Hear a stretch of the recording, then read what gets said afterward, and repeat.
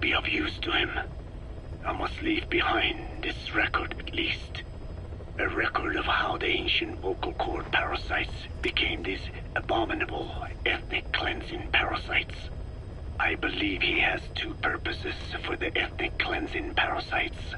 The first, as their name suggests, is ethnic cleansing. This conflict between East and West that envelops the world will not last much longer.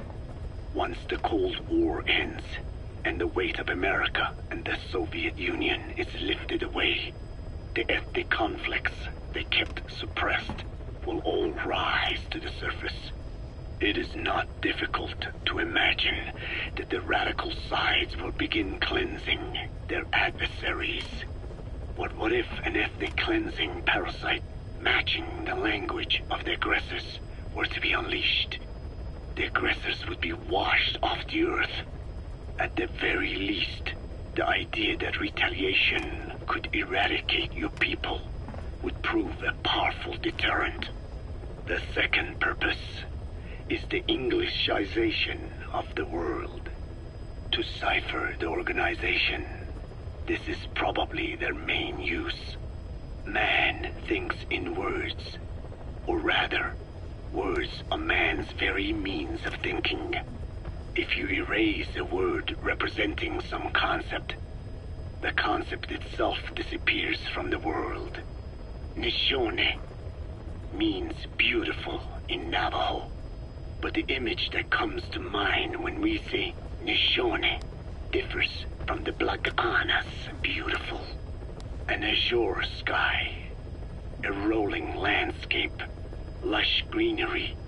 The meaning we place in Nishone has its roots in Diné culture. If we lose the word Nishone, the images of our beautiful homeland would be washed away into oblivion along with it, just as Orwell indicated years ago. Cipher, being based in America, is pushing Englishization for this very reason. Suppose all 5 billion people on this planet come to read, speak, and think in English. Their wills could also be streamlined under English. Cipher's control would be all the easier. Economic governance would progress in leaps and bounds. The ethnic cleansing parasites would be a great aid in accomplishing this goal. There is no need to destroy every language besides English. All they need to do is weaken other dominant languages competing with it. Russian, Chinese, Arabic. If people know they risk their lives speaking such languages, they will flock to the lingua franca that is English. Cipher need not even focus attention on smaller languages. After all, they are already being eaten away by English. Business, education, film, commodities. English has permeated every area of global society. I can see this when I look at young Diné. Some of them have already lost their grasp of the Navajo language. It is said that over 2,000 languages of the world are facing extinction. This very moment, cultural concepts and forms of expression are disappearing forever. The spread of electronic networks gives greater meaning to Englishization. Networks have no national borders. By basing them on a single language, they can penetrate deeper into and between people.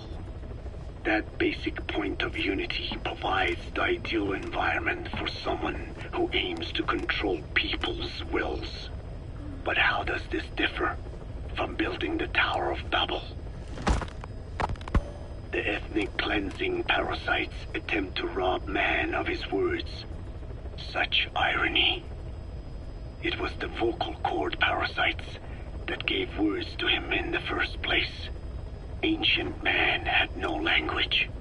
Unable to produce complex sounds due to the structure of the throat, he could communicate only through simple vocalizations and gestures. Then the vocal cord parasites infected his larynx. Man's transition to walking upright did not gift him solely with intelligence, but also with his voice. At the time, the vocal cord parasites never harmed man. They merely took a small measure of nourishment. In fact, you could call it a symbiotic relationship. Some animal species use particular vocalization patterns to attract a female and reproduce. Songbirds, certain insects, and also the vocal cord parasites. The difference is that the parasites themselves did not produce sounds.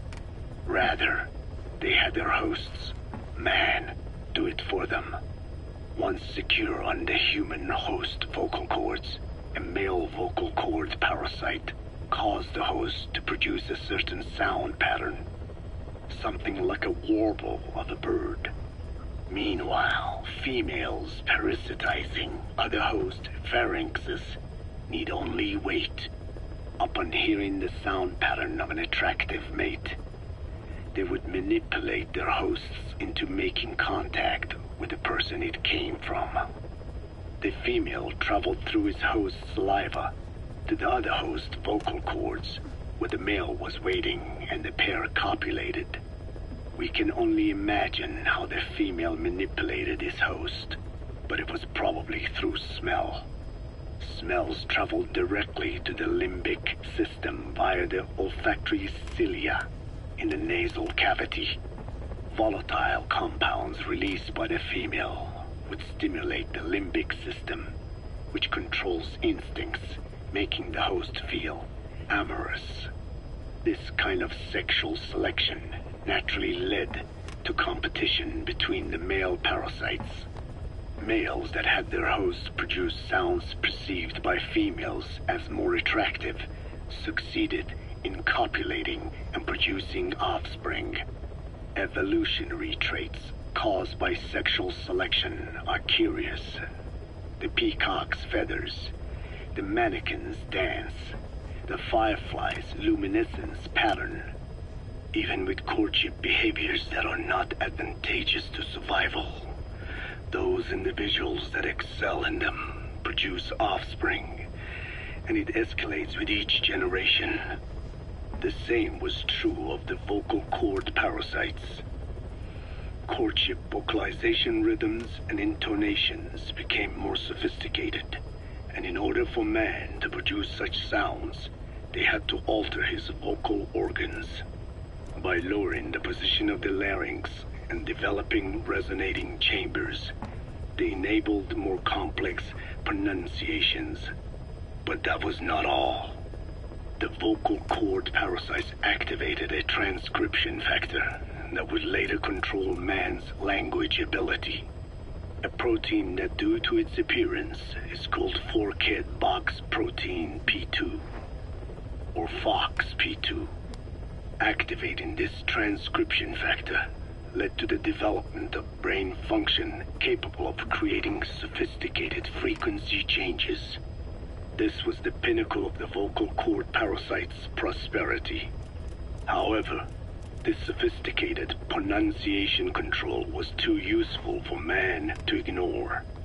Once human sexual activity ceased to be only seasonal, and having lost pigment-based sexual characteristics, distinctive vocalizations became the most effective means for humans to attract mates as well. Combined with logic pathways hardwired into the brain, or universal grammar, it was not long before advanced communication was possible. This was the birth of language. Luckily for man, it was around this time that a particular retrovirus was circulating. While not lethal, it infected not only man, but the vocal cord parasites as well. It is presumed that this virus removed part of the parasite's DNA and reverse transcribed it into man's reproductive cells. It was a vector. Among the genes it transcribed were the ones responsible for the production of language. The vocal cord parasite's vocalization genes were written into the human genome. The parasites were no longer of any use to man now. Man could use his voice as he pleased, when he pleased, hindering the parasite's courtship vocalizations. Having lost their opportunity to reproduce, the parasites died out, leaving behind only the transcribed genes. The vocal cord parasites were once in symbiosis with man. Its genes even became a part of his. Humans and parasites are extremely close. As such, it will be extremely difficult for man's immune system to eliminate the vocal cord parasites. Even cutting them out will be no simple matter, which is exactly why these ethnic cleansing parasites are such a formidable weapon. The rise of the vocal cord parasites goes back approximately 300 million years to the Permian period. At that time, they were not even parasites, but predatory autotrophs. They are believed to have been the common ancestor to the Pentastemida and the Cyclops genus of copepods. However, Earth's environment underwent a violent change at the end of the Permian period. The cause is unclear, but evidence suggests that over 90% of the Earth's organisms at that time died out. The most pronounced threat to the protoparasites was the severe reduction in oxygen concentration. The result was cladogenesis, a splitting that gave birth to a new strain that could parasitize other organisms' respiratory apparatus. This survival tactic helped lower their oxygen consumption, and inhabiting the throat kept them securely in contact with inhaled air. The best survivors were those that parasitized the reptiles that flourished at the time. Entering the Triassic period, the reptiles evolved into dinosaurs, and the protoparasites shared in their success. Dinosaurs developed respiratory organs called air sacs to adapt to the low oxygen environment. These in particular helped the protoparasites thrive. But another trial awaited them. The end of the Triassic period saw another drastic change in the Earth's environment. For most parasites, the male and female take the same host. Many are, in fact, hermaphrodites. Originally, the vocal cord parasites were as well. But for any strain to ride out a severe environmental change, it must secure a steady pool of genetic diversity. Another split. Now the newest strain procreated with mates found in other hosts. And in order to increase its encounters with those mates, the new strain utilized the voice of its host. They came to inhabit the host's vocal cords. This truly was the birth of the vocal cord parasite. The parasites developed the host's pharynx to form resonating chambers and used them to produce sophisticated mating calls. The relatively upright posture of the dinosaurs was important in this, because the crooked L-shaped pharynx was more suited to the development of resonating chambers. These developments ushered in a time of great prosperity for the parasites. But for the third time, the parasites had a major hurdle to overcome. The meteorite impact at the end of the Cretaceous period, which spelled the end of the dinosaurs. With their hosts extinct, the vocal cord parasites had no option but to find a new habitat. Birds. As genetic successors to the dinosaurs, with functioning air sac apparatus already in place, birds were the perfect choice. But the parasites could not survive in birds that flew at high altitudes with thinner air. So they parasitized ground-dwelling birds and altered their respiratory system for the sake of reproduction. They gave the birds the means to produce sophisticated sounds. The syrinx responsible for chirping. This is the proof that points to activation of FOXP2 in songbirds as well as humans. The Cenozoic era began with a rise in oxygen concentration, which helped mammals to evolve and increase in size. The parasites then shifted to humans as a more effective host. Humans' bipedal upright walking meant that our throats could support larger resonating chambers. At first, vocal cord parasites entered humans using birds as their intermediate host. But eventually they changed to conducting their entire life cycle within human hosts. What happened next is as I have already described. People took the vocalizing prowess given them by the parasites and made it language, and once the parasites could no longer use it as their mating call, they died out. Or in other words, the parasites overcame all evolutionary hurdles except humanity. Skullface shared his opinion on this matter. He said the Ethnic Cleansers Project was sure to succeed. After all, the parasites had a grudge against us humans. To think we awoke them after such a long slumber, just so they could sate their thirst for vengeance. It is terrible, unforgivable, and yet it is what I have done. I learned of the vocal cord parasite's existence in literature belonging to the Foundation. It was little more than a theory. The question was, why does only Homo sapiens among all primates have highly developed language? Human versus everything else. The missing link between these was the mystery that gave rise to this theory. I was fascinated by the idea of their existence. In the Dene creation myth, the Neyo Dene, who first inhabited the world, were insect-like creatures. I came to imagine that those insect-like creatures could be humans living in symbiosis with the vocal cord parasites. But I had not the faintest idea of how I could resurrect them. That is when Skullface came to me. What he offered me was not just assistance with my metallic archaea research. He told me the vocal cord parasites really existed. And not only did they exist, they had already been brought back to life in the modern age. An ancient human cadaver, host to the parasites of the time. Cypher excavated such a cadaver from a permafrost region and isolated the DNA coding of the vocal cord parasites.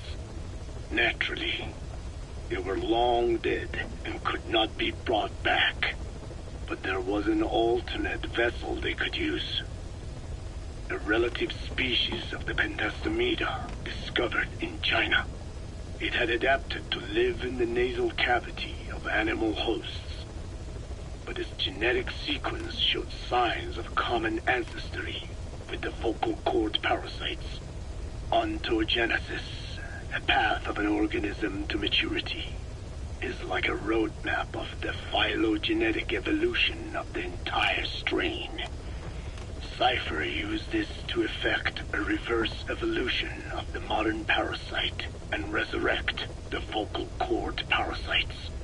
They interposed a developmental mechanism to the ontogenetic stage analogous to when the relative species first appeared, the point at which it split from the vocal cord parasites, forcing its evolution down the other path, the vocal cord parasite path. The larvae is produced by the vocal cord parasites, reborn.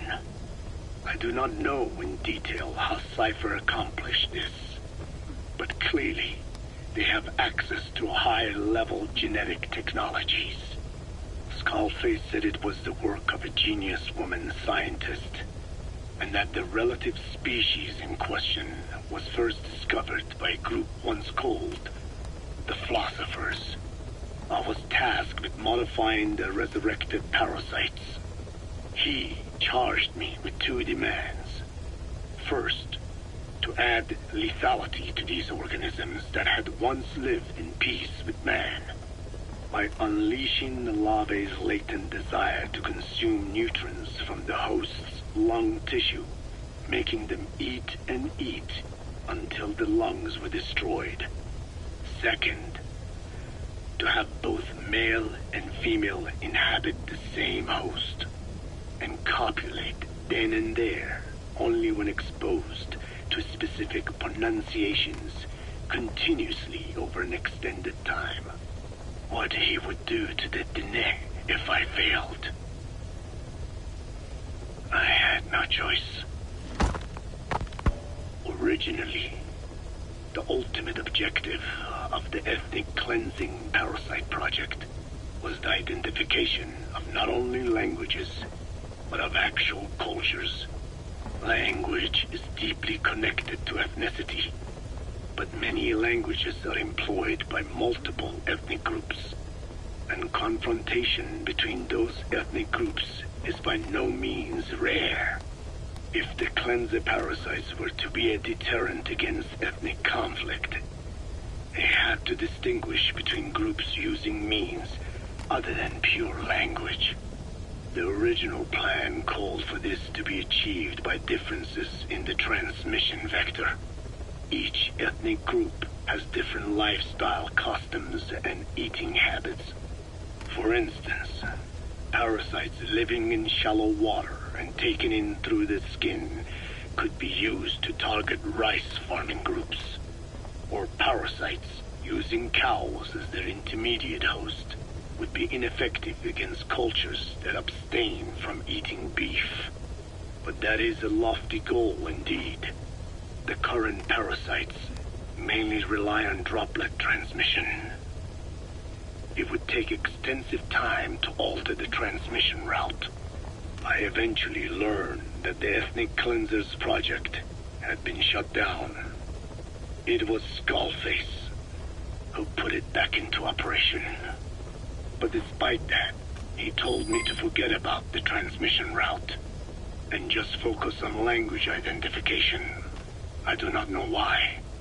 I understand that the Chinese philosophers who discovered the relative species of parasite originally planned to develop a phonogrammic Alexia parasite.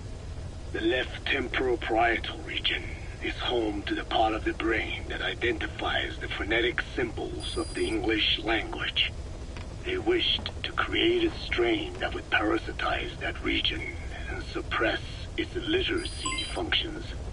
The brain area responsible for identifying the logographs of Chinese, meanwhile, is in the left middle frontal gyrus, meaning that even if native speakers of Chinese were infected with the parasite, the literacy would be unaffected. Old and new, east and west, there is no limit to the delusions of those in power. But this delusion threatens to become a reality. I have to do something to stop this. There must be something I can do.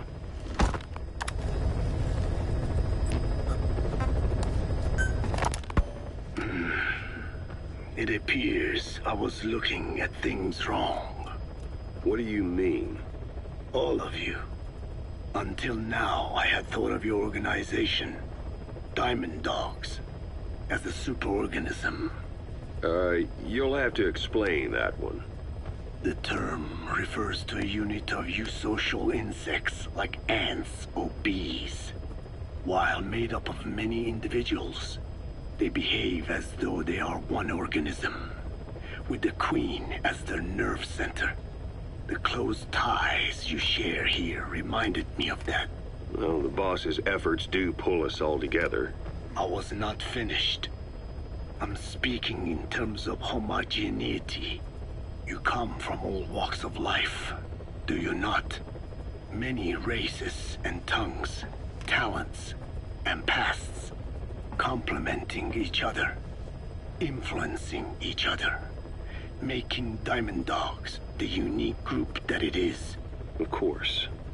We have no use for mindless drones around here. Is that so? Then perhaps an organization like yours is a truer superorganism than the ants and bees. Meaning? Most organisms adapt to their environment by coexisting with other species. Take the cow, for instance. Its rumen, the first stomach, contains an incredible number of bacteria which digest the food it has consumed. Without their help, the cow could not break down the fiber in grasses. The cow has to outsource its means of survival to them. You don't say. Man is the same. Some 100 trillion bacteria live inside the human intestines. Without the bacteria, they could not function properly. And it does not stop there. The stomach, the mouth, the skin, even the placenta contains bacteria that coexist with us. The same is true of parasites. In fact, the human immune system has evolved based on parasites being a part of it. Without them, the immune system can run amok and even damage other parts of the body. This is all very interesting, but what does it have to do with Diamond Dogs? A harmonious superorganism is made up not of a group of homogeneous individuals, but of diverse individuals that complement each other. That is what I saw in your group here. Then it occurred to me that man is a superorganism. Man's phenotype is not determined solely by his genetics. Some say if you mapped the genomes of all bacteria in the human body, the result would be over 100 times bigger than the human genome. The sum of man's genome and those of the organisms he coexists with, call it a metagenome, creates the superorganism we know as a human being. Well, now that's quite a leap. You think so? Then try a broader perspective. If our world were a human body, you would be parasites. You make a living by doing the dirty work that the world powers cannot handle themselves. From their perspective, you are likely a nuisance. But without you, pus would build up around the world, and autotoxemia, self-poisoning, would follow. The world needs your kind. Thank goodness for that. Skullfaced forced me to turn parasites into weapons. Creatures with which we are supposed to coexist. Meanwhile, that foundation I worked with focused solely on the human genome, apparently thinking that manipulating it would get them whatever new form they want. Both ways are mistakes. Neither is a true superorganism. I am Diné. By speaking with those living inside me, we enhance one another and enjoy harmonious growth. Such was the original purpose of my research. You have made me remember this. Well, it's an honor. You can travel the world, but you won't find another place like this. If the whole world was like this base, I think the peoples of the world would bid farewell to fighting for good. Maybe that's what the boss wanted in the end.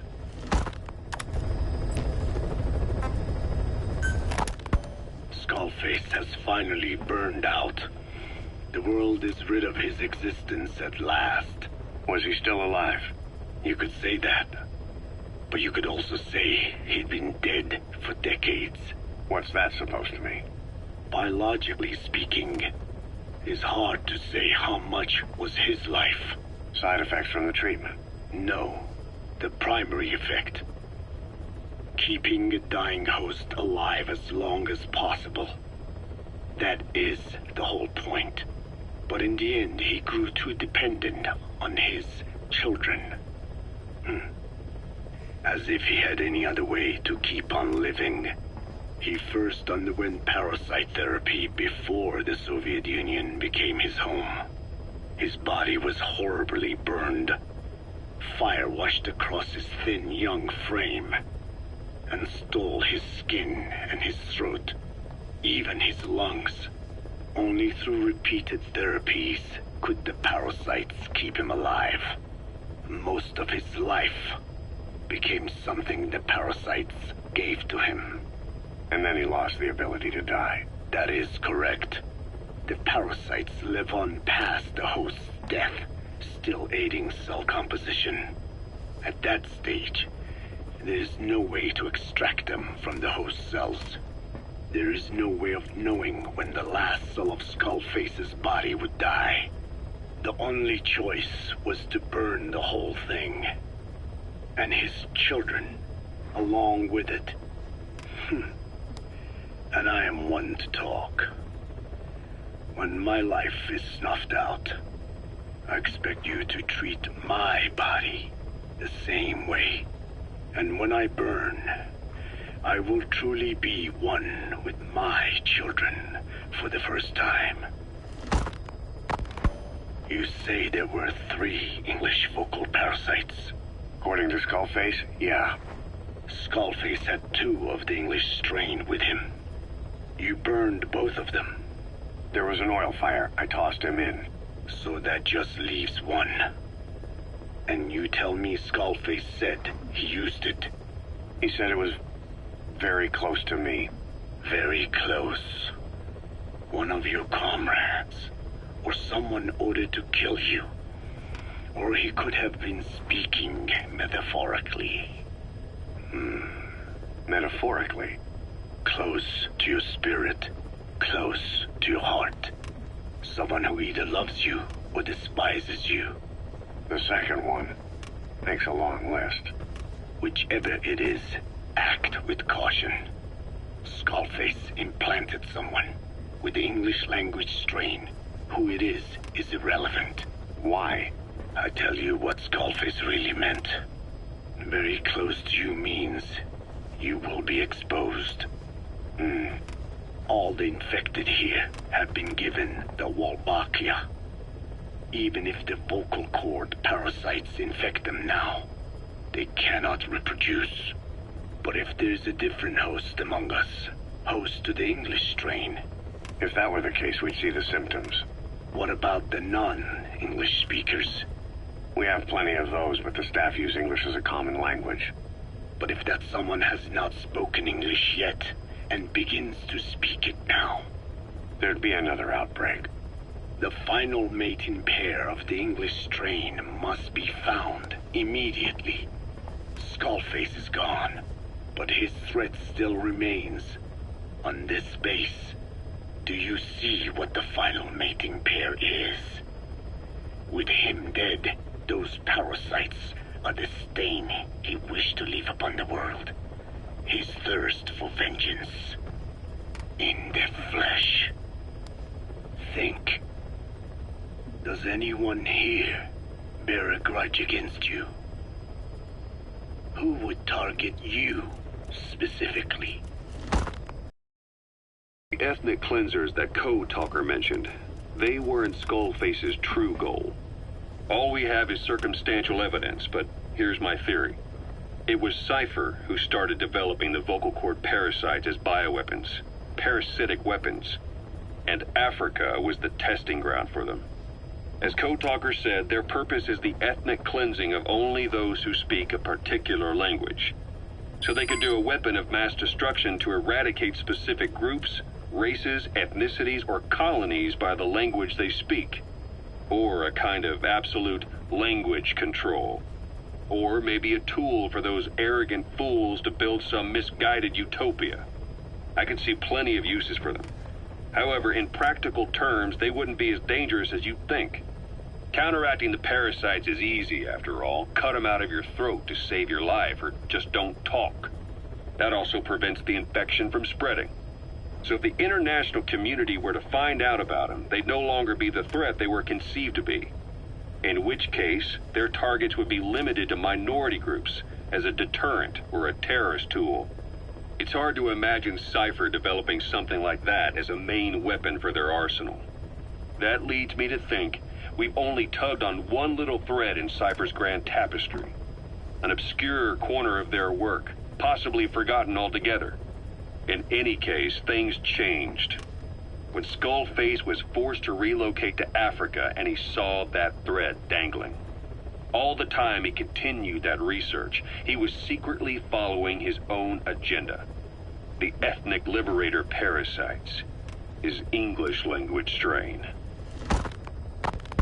Skullface said there were only 3 samples of the English language strain parasite, and I think we can believe him. Bringing his ethnic liberator's plan to fruition depended on creating an English version of the vocal cord parasites at all costs. But an English strain would have been useless to Cypher. Worse, it could have destroyed everything they'd built. It was the one type they couldn't allow. That means Skullface was forced to develop his English strain out of sight of Cypher's network. Naturally, he couldn't use the greenhouse facility Cypher had set up and filled with guinea pigs. Skullface must have found some secret place to create his precious few English parasites, hiding all evidence like a man cheating on his wife. Somewhere, an entirely standalone environment. And when his plan entered its final phase, he must have made the place disappear. Some little room, could be anywhere, but now nowhere at all. We'll never know where he did it, but to elude Cypher's surveillance, it couldn't have been big. I believe Skullface was telling the truth. There were only ever 3 samples of the English language strain. Why activate Sahelanthropus in Afghanistan? This is how Skullface wanted things to play out. The Soviet Union secretly develops a new type of nuclear weapon and successfully deploys it in Afghanistan. Revealing the existence of Sahelanthropus results in a return to the glory days of the Cold War. The threat it poses reignites the nuclear arms race between the world's major powers. The demand for nuclear weapons increases around the globe. What if you then introduced a nuclear weapon anyone could get their hands on? Non-nuclear nations, militant groups of all shapes and sizes, they'd all jump at the chance. Sahelanthropus was a marketing tool to sell nukes all around the world. But I think it's safe to say that plan was stamped out before it got up and running. The world's intelligence agencies never did turn up anything conclusive on it. After all, Sahelanthropus vanished before word could spread. Everything that's happened is already a fading memory, never to join the pages of history. Except for Cypher. Cypher won't forget. They'll already be working on something, quietly, beneath the surface. They'll use the pieces of data scraped together from this incident to build their own bipedal weapon. It'll take them a long time to complete it, but for now, the greed sector have found their new life's work. We'll have to be ready too.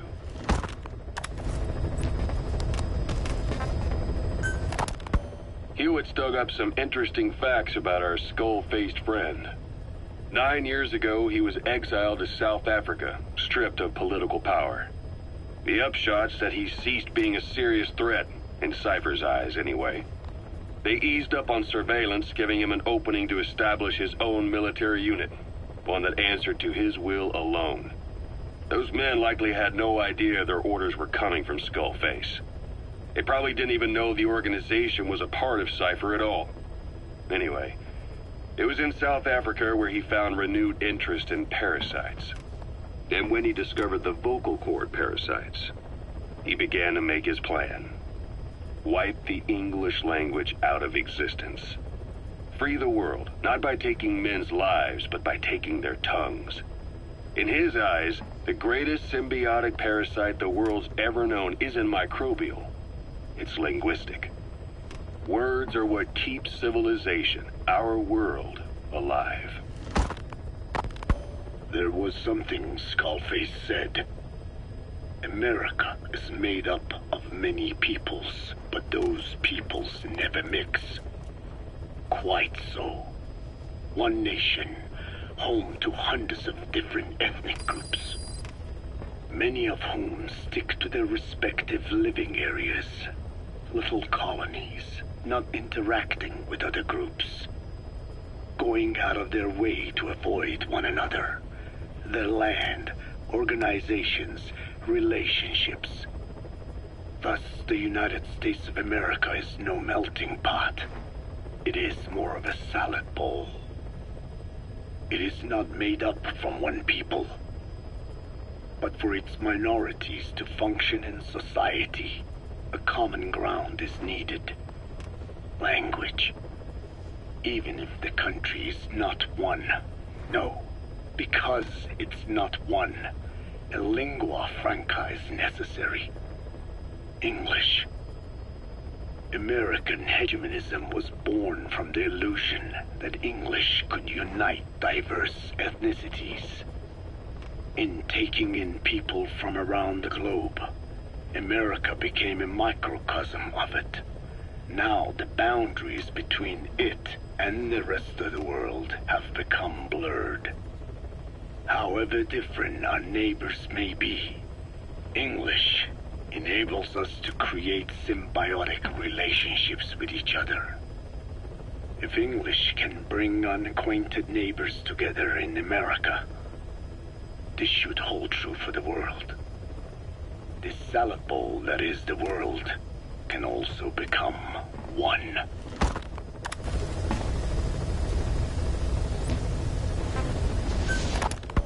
A ruler's greatest wealth is not money or land.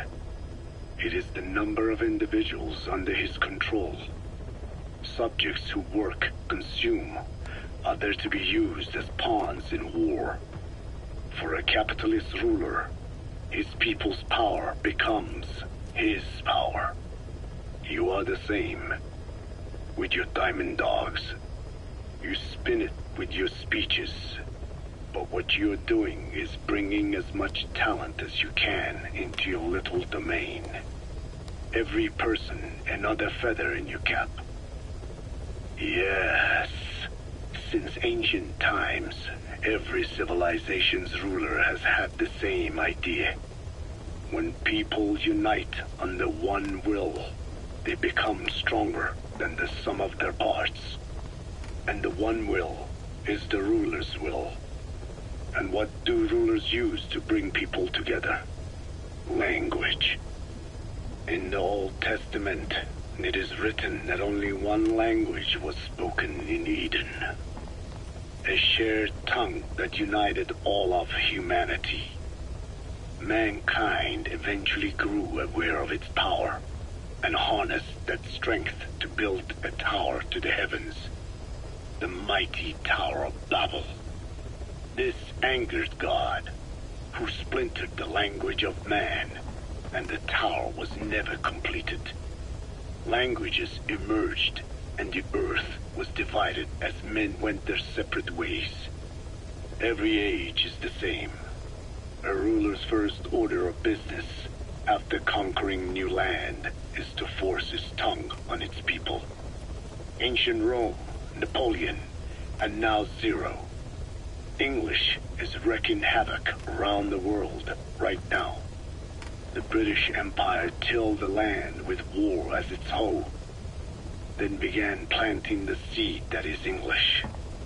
Eventually, American capitalism became the new instrument. To play its game of wealth, you only had to abide by one rule: English. By exploiting people's desires, English has become a leash that people gladly wear around their necks, it would seem.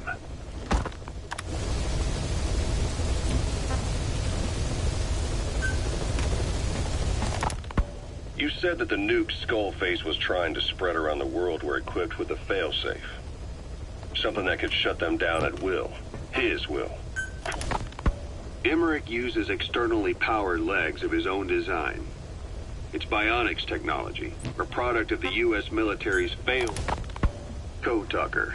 What are the metallic archaea? Volcanic craters spewing sulfur. I just received word from the R&D team and the transport team out of Afghanistan. I just received word from the R&D team and the transport team. They finished in... Rod sank 2 feet under that thing's wake. That's 1 year's drop in a single night. About this OKB-0 Emmerich was talking about.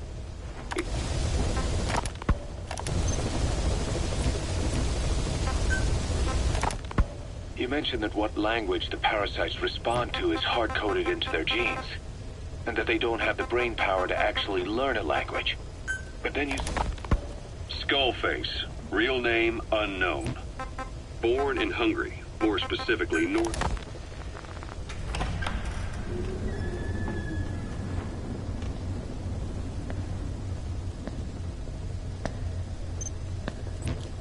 Yeah, You disappoint me. Have you forgotten my face? You mentioned that what language the parasites respond to is... and that they don't... pattern. Why would they have an ability like that? Well, there are distinct regional rare language that has no unique dialects. Yes, learning the host's speech pattern before hatching attunes the larvae to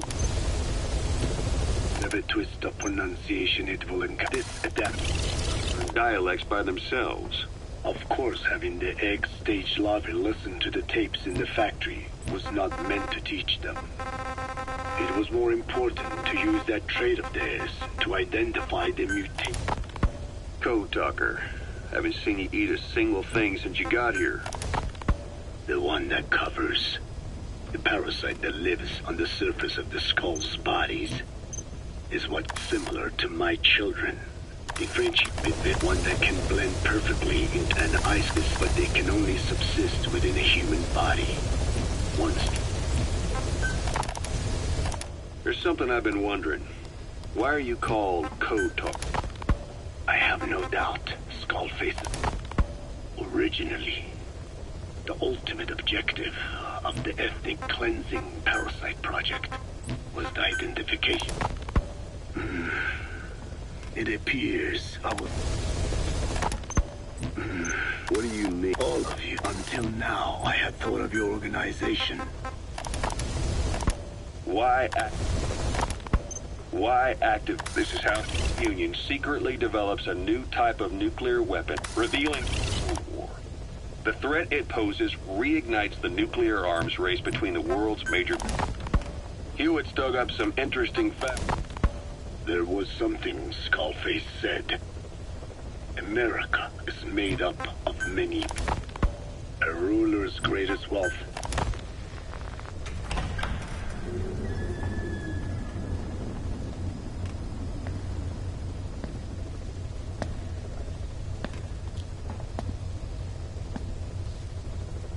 Ya'at-e.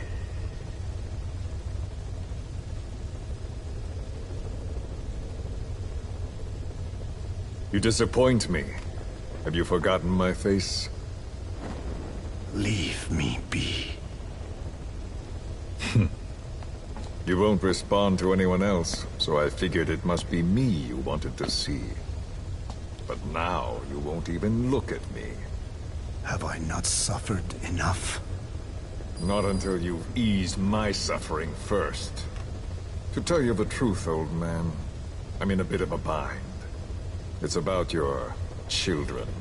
You know what I mean? The parasites. The ones that infect a man's throat, killing him if he speaks their language.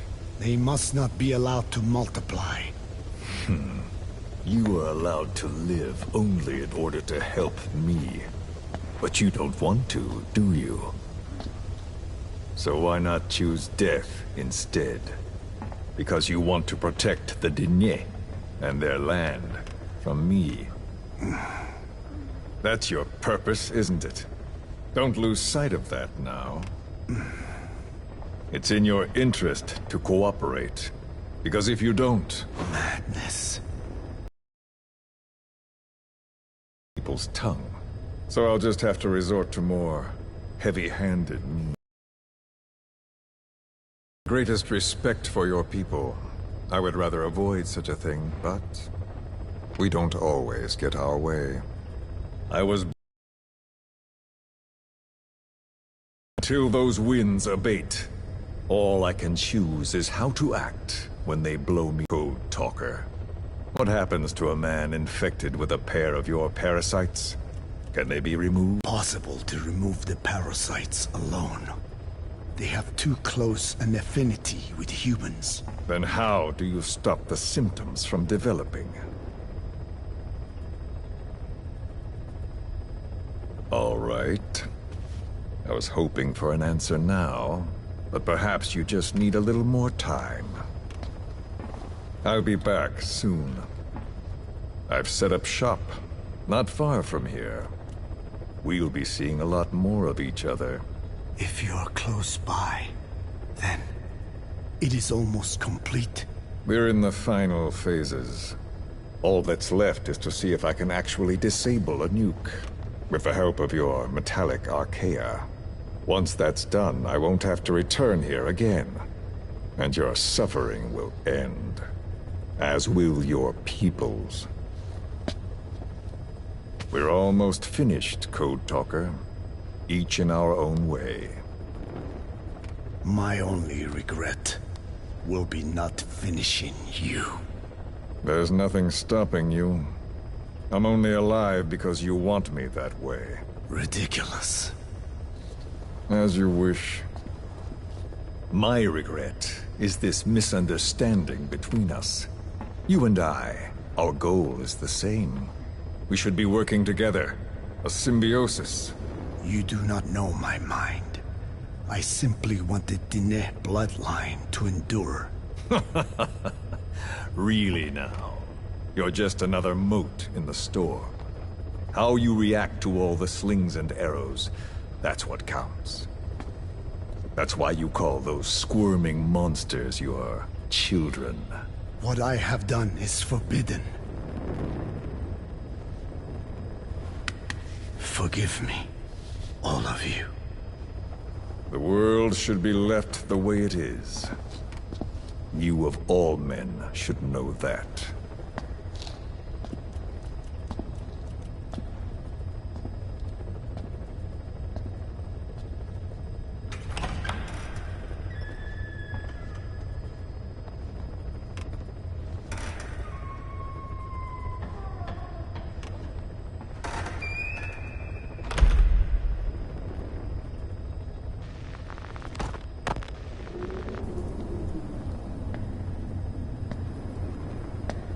Forgive me, but my schedule has changed. The time for grace and good manners has now run out. Please. Torture will not work on me. Surely you know this. Oh, I have no intention of getting rough with you. You haven't been beaten. Your hands aren't even tied. Just like me, you live in symbiosis with countless parasites. What wounds I might inflict, they'll patch right up.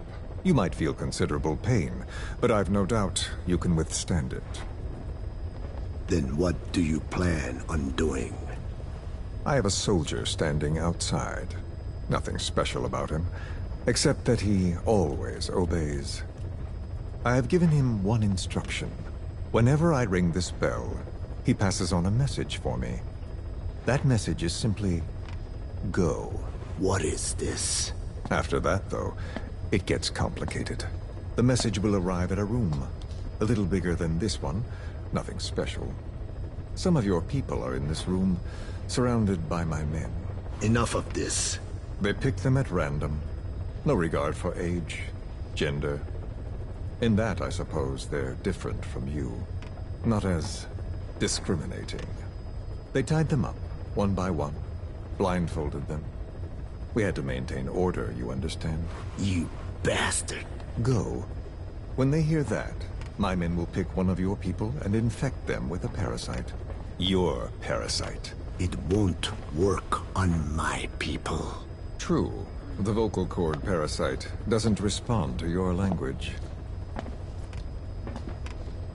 But what about English? An English strain. It exists. A ring of this bell, and they infect one person. If that person abandons the Navajo language, the English strain will trigger symptoms. You monster! So, it's quite simple. Every time I ring the bell, another of your people is infected. Don't do this. I don't want to do this. I'd rather not have to ring the bell, which is why I'm hoping you will talk to me. What do you want? What else could you possibly want? You know the answer to that. How to prevent the symptoms caused by the parasite. You cannot control it like some slave. Forget the idea. Forget it. Unlikely. I will never tell you. What have you done? You made me do that. You black-hearted... Settle down. Don't use it again. Well, that is up to you. All you need to do is tell me what I want. How to prevent the vocal cord parasite's symptoms. Why? Why do you need to know? The adult soldiers at Bwala are all dead. What? The parasite traveled downstream. How? It would appear that he was involved. Another demon who woke up from 9 years of slumber. As a result, the vocal cord parasite spread through the village. I told you this would happen. It was an unfortunate accident.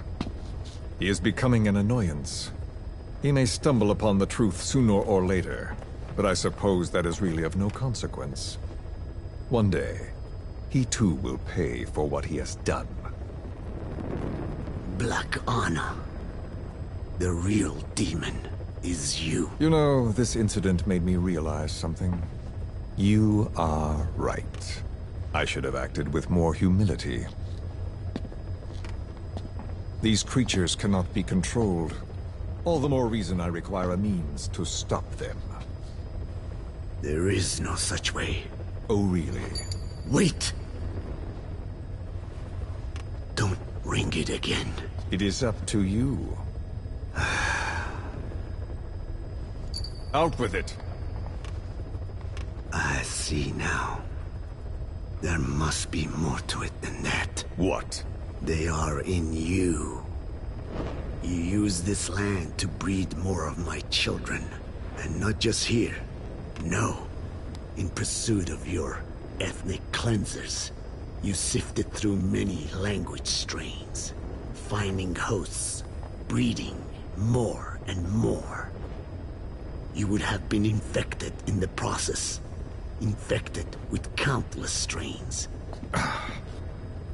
Most likely your mother tongues as well. Romania, Northern Transylvania. You found that one too. Yes, the Hungarian strain. That responds to the CK's dialect. Silence! Black Anna. It is you who shall pay.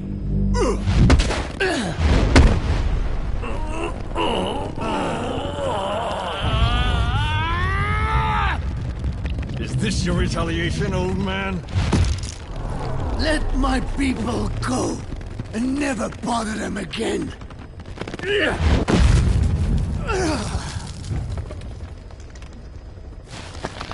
You heard me.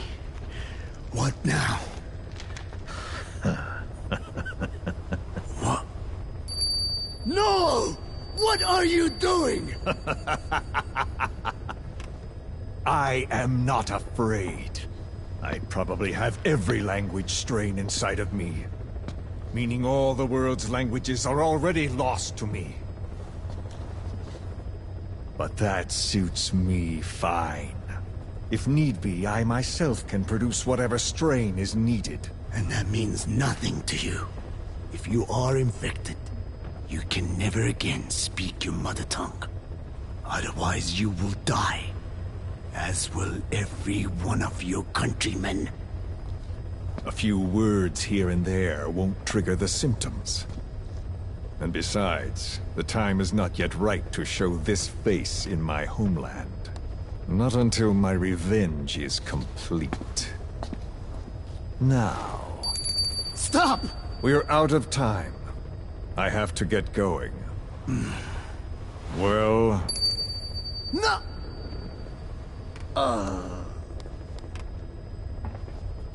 Radiation. It's radiation. Radiation, of course. So it can be used. But how much? I do not know. Radiation denatures their reproductive cells, preventing them from mating. Same principle as the sterilization technique. The reproductive cells are more sensitive to radiation than the rest of the body. But I have not tested it.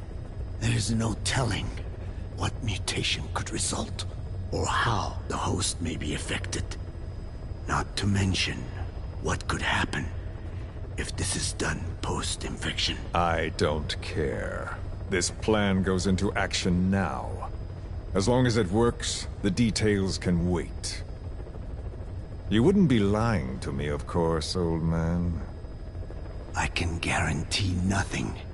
I owe you my life. My body has been burned on countless occasions, but it survives, thanks to your children. That is why I trust you.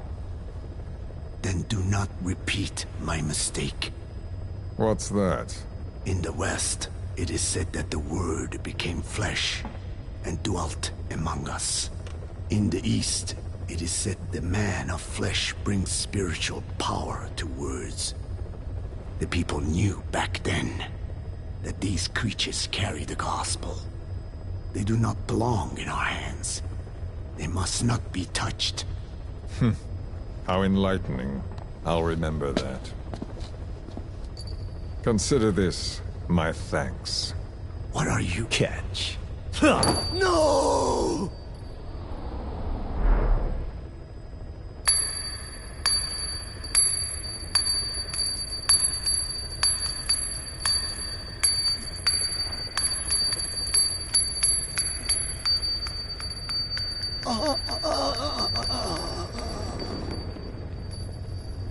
Well then, I'm afraid it really is goodbye this time, Code Talker.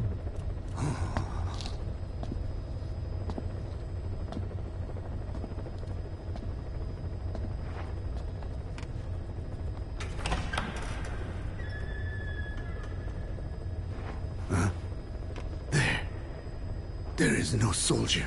Huh. Now where did he run off to? Guess he wasn't as obedient as I thought. There never was any soldier. So long. You! How dare you!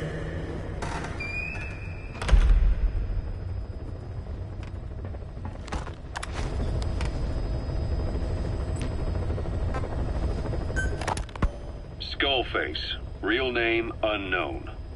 Born in Hungary, more specifically northern Transylvania, after it reverted to Hungary from Romania. While he was young, the country allied with Germany as part of the Axis powers, but later during the war, it came under Soviet occupation. The Hungarians struggled for independence, but the Soviets came down. Hard. Just like he said, time and again the country was ruled by a foreign tongue. When he was a young boy, he lost his native language, the bedrock for any developing child. His country, his family, his face, his identity, everything was stolen from him. All he had left was his skull. Skullface first tried his hand at espionage during all the chaos from the war. Agents, military officials, and soldiers who operated out of Hungary during the war vanished over the course of several months. This Soviet spy hunt rocked the counter-intel world. Mysterious fatal illnesses, accidental deaths, drownings, people having strokes behind closed doors. Just like Stalin, no one knew who was behind it. But all you need to do was look for who had the motive. They were all taken out by a man without a face. And now we've got an idea of how he did it too. He'd gotten revenge for his people, but he wasn't finished. Skullface defected to the west, eventually ended up with the SAS. That's where he met Zero. It's possible he began planning this whole thing back then. It's hard to say. In any case, Zero made him his XO. He always did have a thing for oddballs. But this one was set to lead a unit no one else would know about. When Zero created Fox, he also formed XOF as a support team. An unconventional special forces unit designed to support Fox, make it stronger, with Skullface giving the orders. Zero never even told the boss about it. Nor the CIA, naturally. If Fox was Zero's silver bullet, XOF was the recoil when he pulled the trigger. Just like Newton's third law. While you were with Fox, Skullface was operating behind the scenes. Sometimes as your backup, sometimes as a mole or a scout, sometimes as your cleanup crew. Fox's tail, making sure the mission succeeded and that you survived. We only have his word to go on, but Skullface's goal was revenge against those who'd use language to subjugate people. Those corrupting a people's identity by forcing a new tongue on them. Those using the power of language to control information. Naturally, that set his sights on Zero. To Zero, English was simply the most convenient code. But to Skullface, English was a parasite. And by eradicating it, he'd stop the world from being eaten away. If that didn't work, he was ready to see the world scorched by nuclear fire. To save language, culture, and race from annihilation, he was willing to overstep the hands of the doomsday clock. That is, of course, if you believe anything he had to say.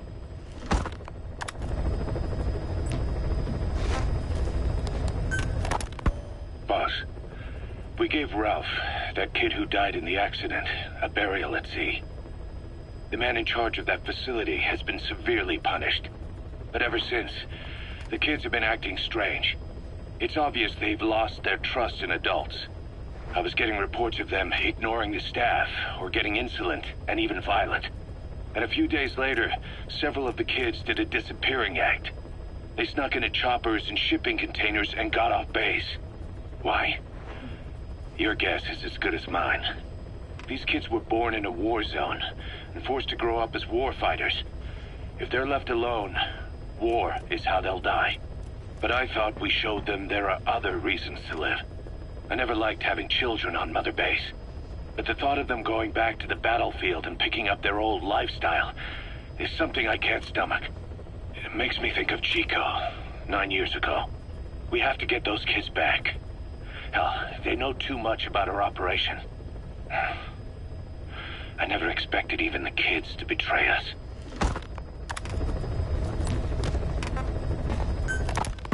Snake, you remember the White Mamba? Of course, he's been going by Eli since we brought him on base. He was the leader of the child soldier unit we took out of that village and into our protection. Well, according to the kids you brought back here, all the escapees were especially close to Eli. There's reason to suspect he's behind all 6 escapes. We've already detained him. I'll be questioning him shortly. Wait. You'll be? Ocelot. You're incapable of taking an impartial stance with those kids. Question them all you want. It'll get you nowhere. Ocelot, you get too many kicks from your art of interrogation. It's not a matter of art. It's about quick, minimal strokes of psychological warfare. That's what gets the answers. And it's the best way to keep both questioner and subject safe. The risks only increase the more an interrogation drags on. At that point, it causes as much pain to the inflictor as the inflicted. Like I said, too many kicks. What I'm trying to tell you is we need quick results. Otherwise, it'll be too little, too late. I know that. And besides, I know this subject. I won't go overboard with a kid. Forget it. You're not needed. Snake, we'll want to question the other kids too. Be sure to bring them all back.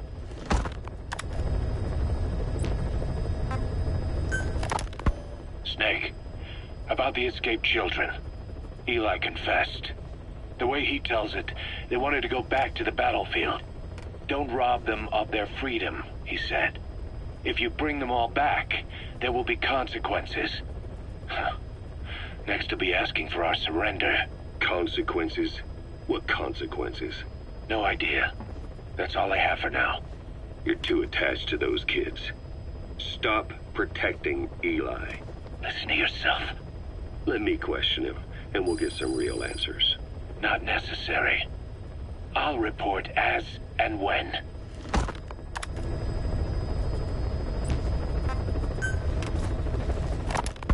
Boss, we found weapons in the children's section of the living quarters.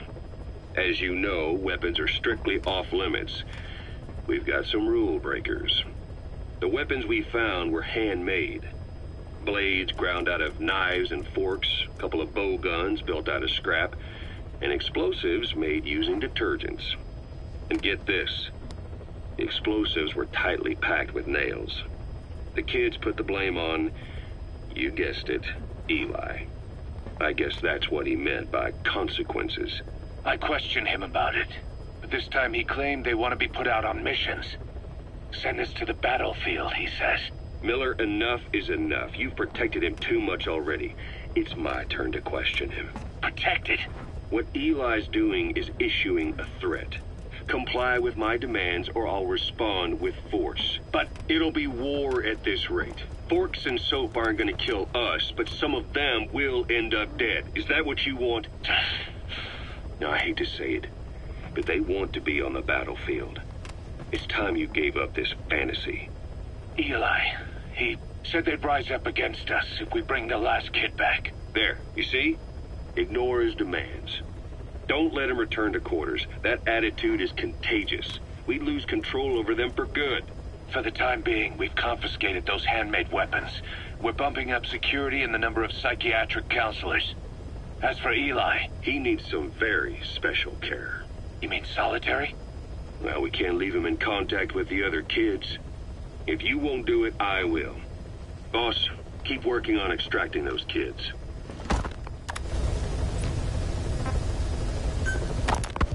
The kids you brought back to base have laid out the situation. They all escaped to each of their home villages, or were trying to get home, and lost their way. Not that homesickness is gonna explain everything we've seen. Each of their home villages? They were trying to raise troops for the rebellion. You really think these kids have an armed uprising in them? You read the report of the security team member who had a rock thrown at him. There'll be a riot if we don't do something. And Miller, this is because you didn't act fast enough. Fine. I'll admit you were right this time. Seal off the kids' quarters from outside contact before it's too late. All right. Eli said his rebellion would start when the last kid is brought back, right? You better be ready to meet him head on if it really happens. Yeah. You should have left it to me in the first place.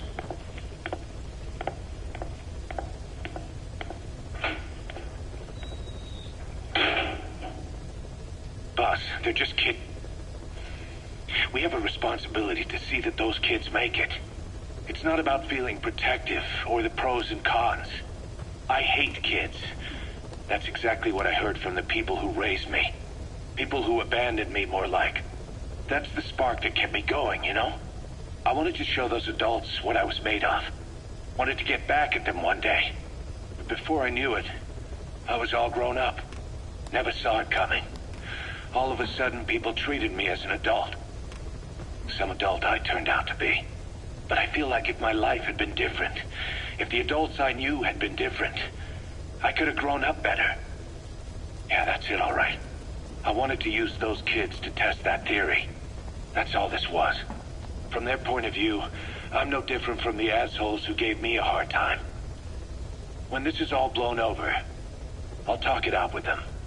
If that's still possible. Boss, there are still kids out there. Bring them back safe. Boss, it's me. Eli's revealed what he wants.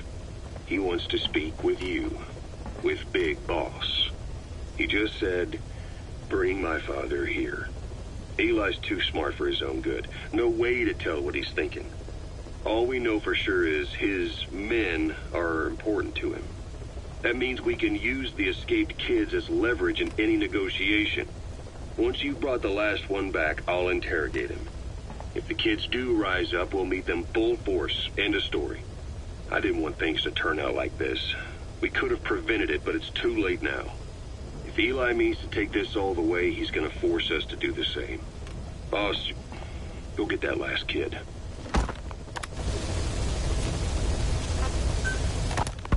You know, when you brought back all the child soldiers who escaped, Eli knew they'd returned.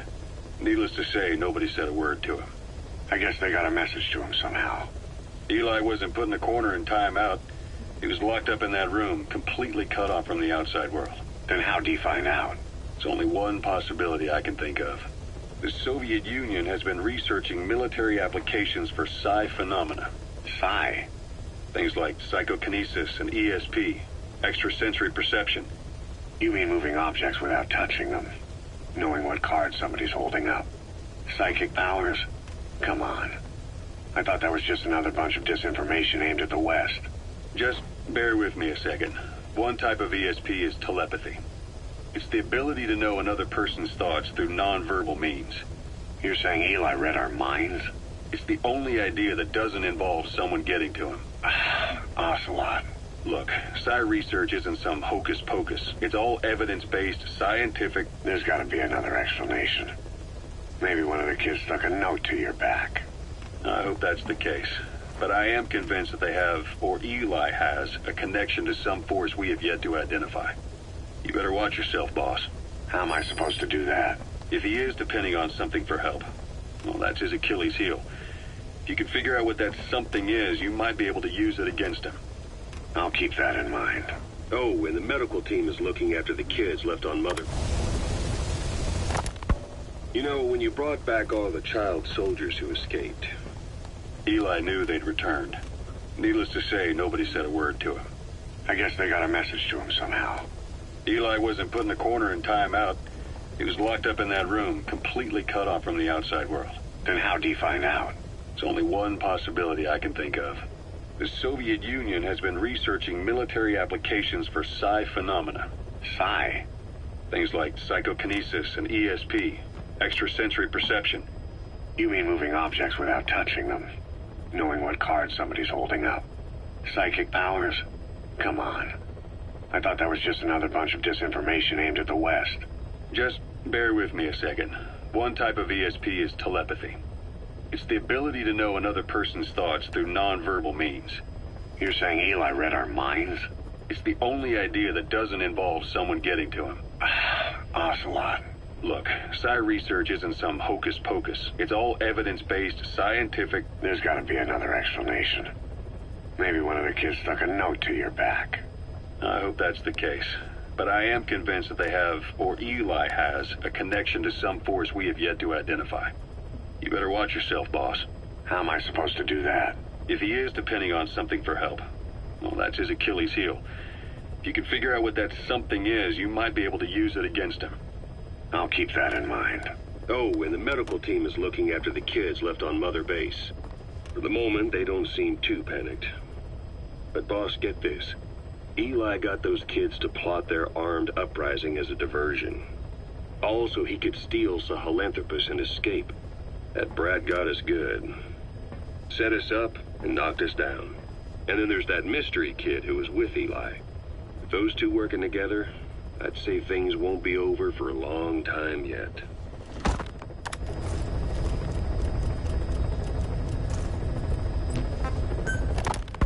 We finished decoding the informant's report. That floating kid we've run into a few times now. Looks like he was a test subject in clinical experiments. The Soviets called him the Third Boy.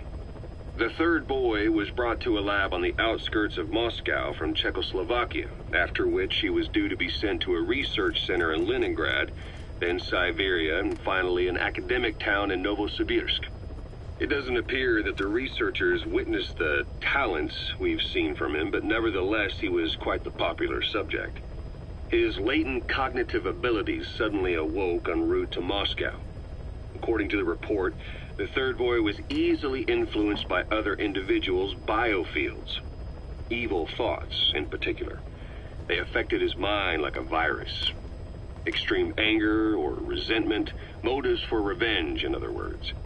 Now, during the transport flight to Moscow, the boy was exposed to a powerful mental energy field coming from a certain individual. Ever since, being conscious of his powers, he's become a sort of energy generator. What's unique about him is the way his acute telepathic abilities get taken over by another person's will. The boy began to physically parasitize individuals experiencing extreme anger and codify the host's desires. This includes amplifying the host's natural strengths. Or, in accordance with the host's desires, he can also implant program code in another individual, making them a puppet, essentially. Human neural synapses transmit weak electrical currents between neurons. These electrical currents, though at a level difficult to observe, warp the magnetic field outside the body. The third boy is able to pick up these weak fluctuations. Contrary to psychotronics, which involves controlling the human mind, his abilities as a receptor are too high. The emotions he picks up from another individual are amplified and unleashed into his body as they recur in his brain. They turn into microwaves, which then affect the physical world, triggering paranormal phenomena like the spontaneous combustion of organic matter or psychokinesis, moving an object without touching it. There's one other thing. While he's parasitizing a host, the boy's ego gets shut away, allowing the will of the host to take control of his powers, like some annoying static drowning out your own voice. That means he isn't responsible for what's been happening.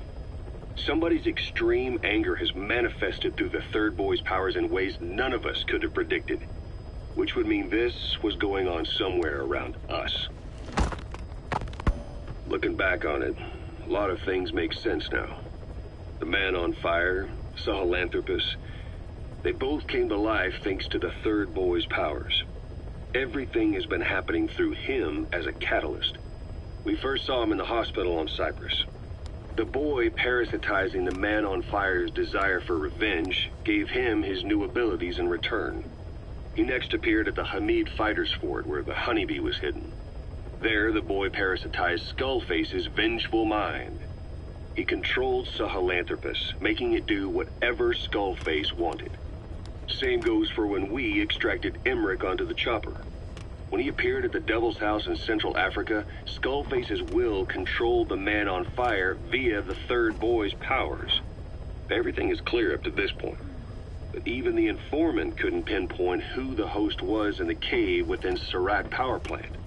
Sahelanthropus suddenly became active, then crushed not only the man on fire, but Skullface as well. Surely neither of them could have been the host. Who else was at that location and bore anger more extreme than either of them? Whose will was controlling Sahelanthropus? According to the report, emotions transmitted in children's brains affect the surrounding magnetic field more strongly. Cerebral nerves are covered with insulation called myelin sheaths to increase impulse speed. The reason for this leakage has to do with the fact that children's myelin sheaths are still developing.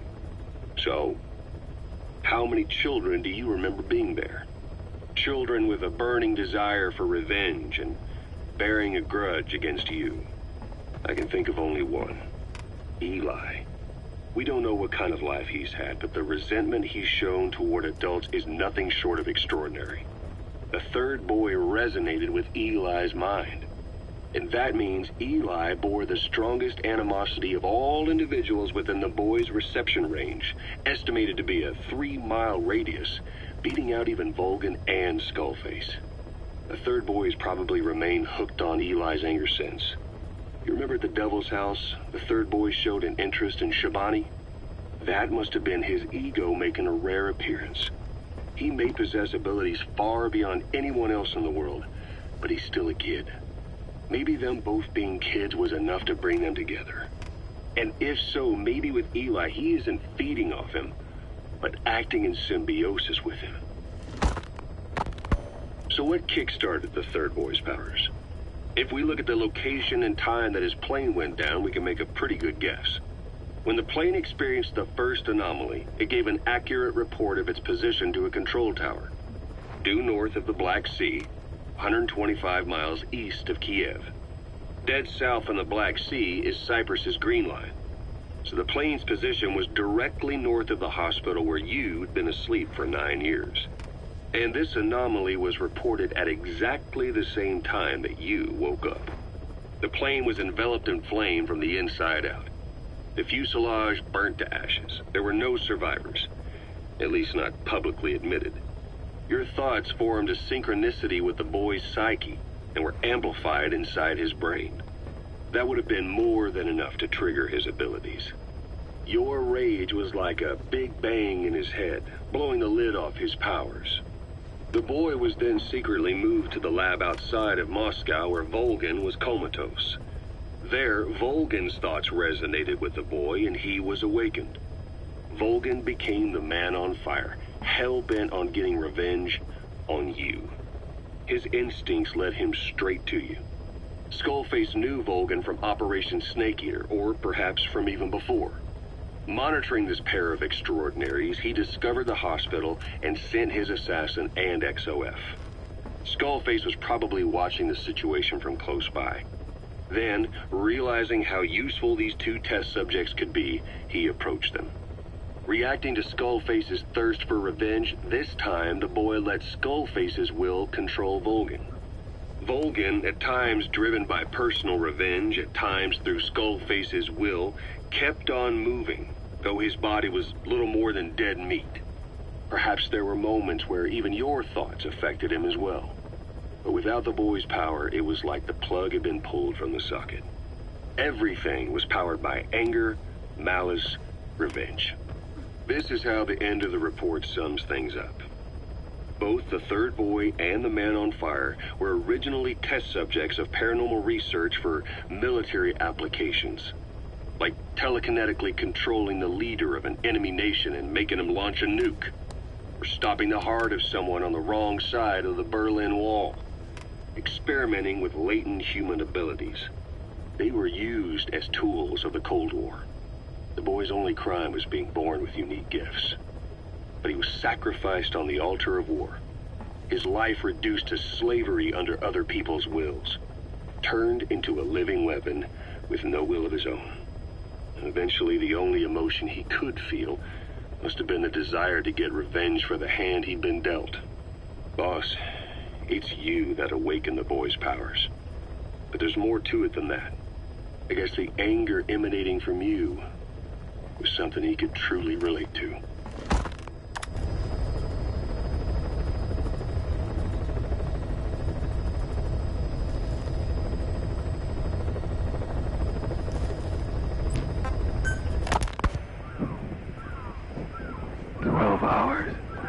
After exposure to the blood of a symptomatic colleague, I found myself making my way up the stairs to this room. And I am not alone. Everyone who's infected, we've all come up here wanting to get outside. I know full well I mustn't leave, given the possibility I'm infected. Yet, I can't contain this urge I feel inside me, like the alcoholic who tries to make any excuse for one more drink. Every step I took up those stairs filled me with this sense of bliss. I still have all my wits about me. It took no time at all to rewire the electronic lock and open the emergency exit. Then, just as I was about to set foot outside, I finally realized what was going on. This desire for freedom is not my own, but that of the vocal cord parasites inside me. They want the ravens to feed on us, pecking us to death. Attracted by these sweet secretions, they have mutated to facilitate this. The sweet smell is powerful enough to attract even a species with such a weak nose. So, before the parasites take complete control, I must. Most of the staff in here are already infected. At least, everyone I've looked at is. Infection with this parasite causes a high fever in the pharynx. I have modified a pair of night vision goggles to react only to this temperature range. With these goggles, you can identify who is infected. Other infected will, like me, feel compelled to make it outside. If the ravens get their meal, they'll head for land next. That cannot be allowed to happen.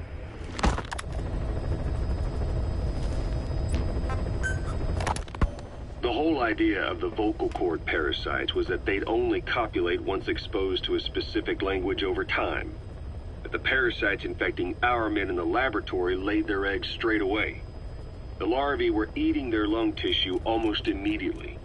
What kind of mutation was it? Those who were infected and cured still carried the vocal cord parasites in their throats. They were still there, but the males had been rendered female by the Wolbachia, and copulation could not occur, so we thought.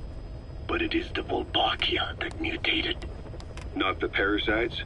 You remember I told you the Wolbachia attempts to maximize its number of female infected hosts? Yes, hence the male-to-female transformation. Precisely. But other Wolbachia strains use different methods.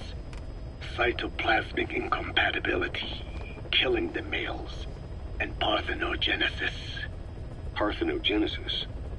Aphids? Aphids use that to reproduce via females only. Very good. The females lay their eggs without a male present, creating clones of themselves in explosive numbers.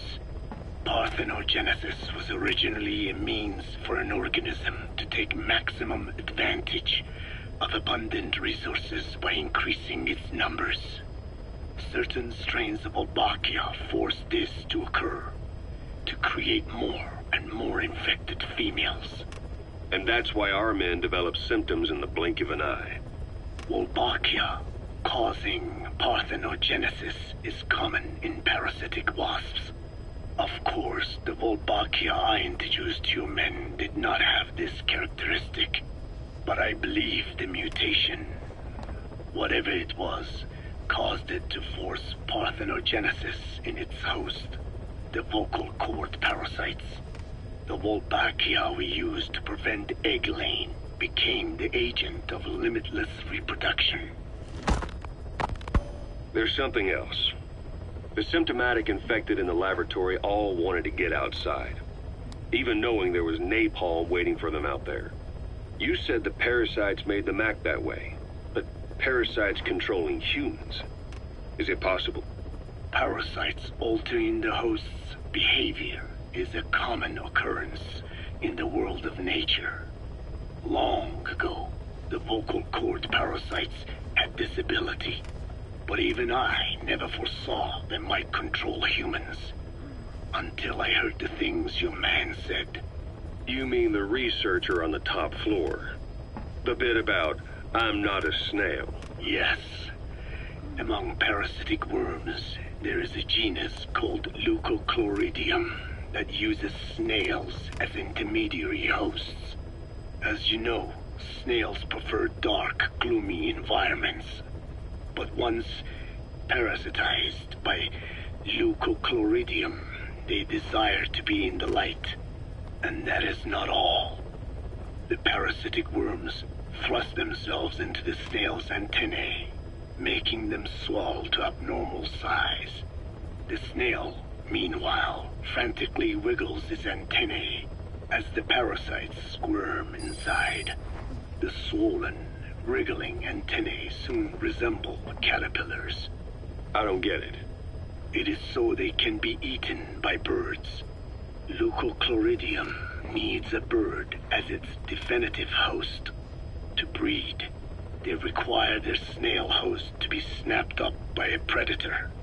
So they make the humble snail appear to be a delicious caterpillar and lead it to somewhere in open sight. So you mean the staff trying to get outside Was so the birds could peck at them. The parasites altered their mental state, making them crave higher places and to be outdoors. I can only surmise that both the Volbachia and the parasites mutated before the ancestors of the vocal cord parasites infected humans. Their hosts were birds. What we saw in the laboratory was some throwback to that time. The parasites attempting to make birds their intermediary hosts. It sounds insane. A praying mantis that is host to a parasitic hairworm will dive into water and drown itself, just so the hairworm can lay its eggs in water. Rats infected with Toxoplasma gondii lose their instinctive caution and run right up to cats. Just some of the many ways parasites control the host. But we're humans. Surely our minds are too complex for that. I thought just the same. Free will is what makes us human, so it never occurred to me that the parasites could be controlling the symptomatic. But the mood, the will of a person can be easily affected by the balance of their cerebral substances. Take the toxoplasma I mentioned. It does infect humans, and it is thought the infected develop a more reckless attitude. But to think that mutations occurred in both the Wolbachia and its parasite hosts. Your observation is most apt. Both mutations occurring at once indicates the presence of a powerful mutagen. I see. Keep working on narrowing down what it was.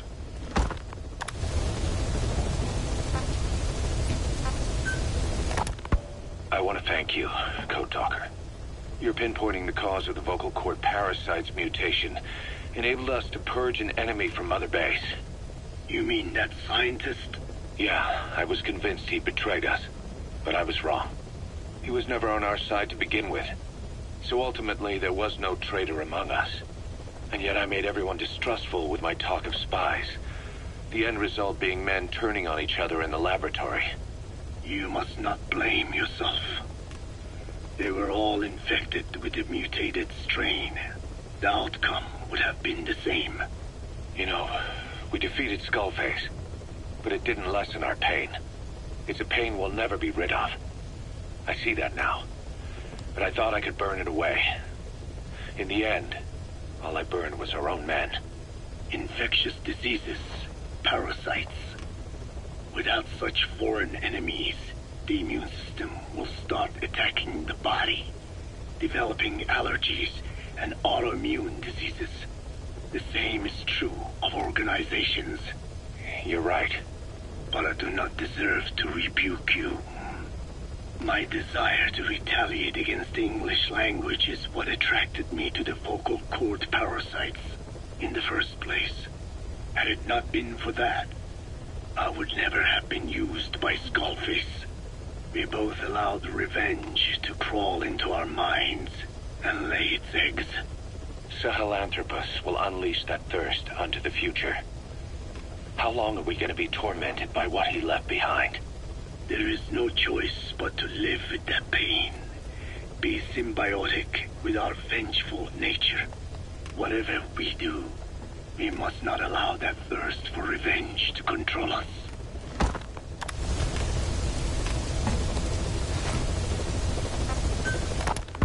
There is going to be a kind of festival held on Mother Base.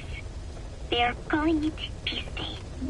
Snake and his men may be without a nation, but they are still an army, and that means sometimes they have to fight the bad guys. Of course, they should not fight at all. It is obvious to me that any problem can be solved with reasonable discussion.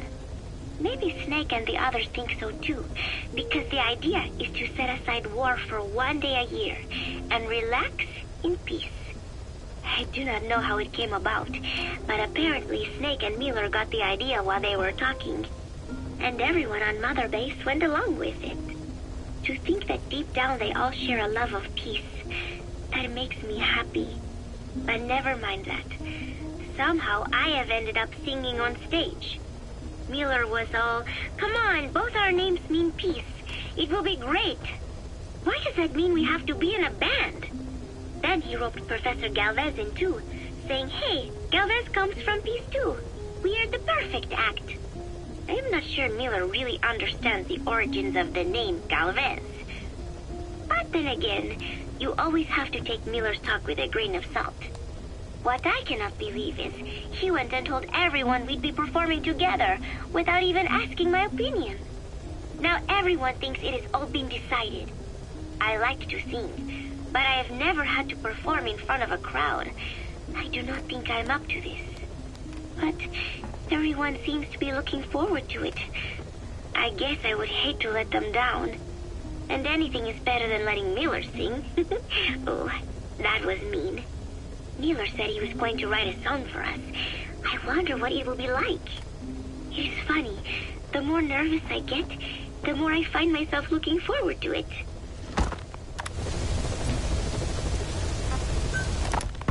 The whole base is busy getting ready for Peace Day. Miller has finished writing his song, so I went with Professor Galvez to listen to it. Miller was really into it, humming away as he played the song on his acoustic guitar. But the song melody did not match up with the guitar chords at all, and it sounded more like a mess than music. Miller's very enthusiastic, but I think he's tone deaf. I guess the guitar backing sounded good at least. But as I was wondering how to break it to Miller, Professor Galvez took out an odd instrument. It was just 2 antennas sticking out of a box, more like a radio than a musical instrument. He said it was invented by the Soviets, but why would Professor Galvez own a Soviet-Russian instrument? I asked him, and he told me music has no borders. Well, I cannot argue with that. Good music is something people of any nation can appreciate. Why not abandon war and just make music together? But anyway, the professor offered to try playing the melody on his instrument in time with Miller's guitar.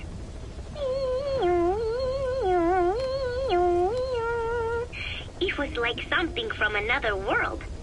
But somehow, it fit Miller's guitar backing really well. He even gave the song a charming, down-home kind of feeling. Miller was overjoyed. "That is it. That is my melody right there," he said. It sounded totally different from when he sang it. But hearing the professor's version, I thought I could probably sing it. Then Miller hit me with the next bombshell. "Buzz, you write the lyrics." I did not know whether to scream or to run out of the room. There was only 1 week left until Peace Day. The whole base is busy getting...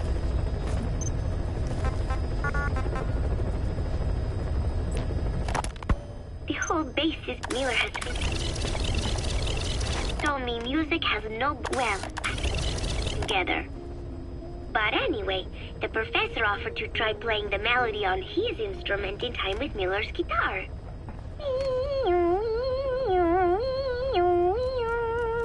It was like something from another world. But somehow, it fit Miller's guitar backing really well. He even gave the song a charming, down-home kind of feeling. Miller was overjoyed. "That is it. That is my melody right there," he said.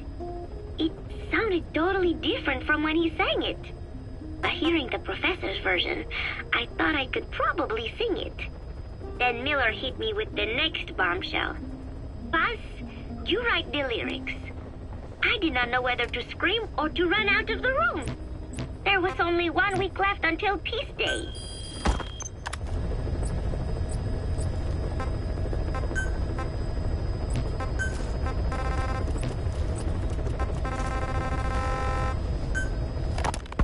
Emmerich uses externally powered legs of his own design.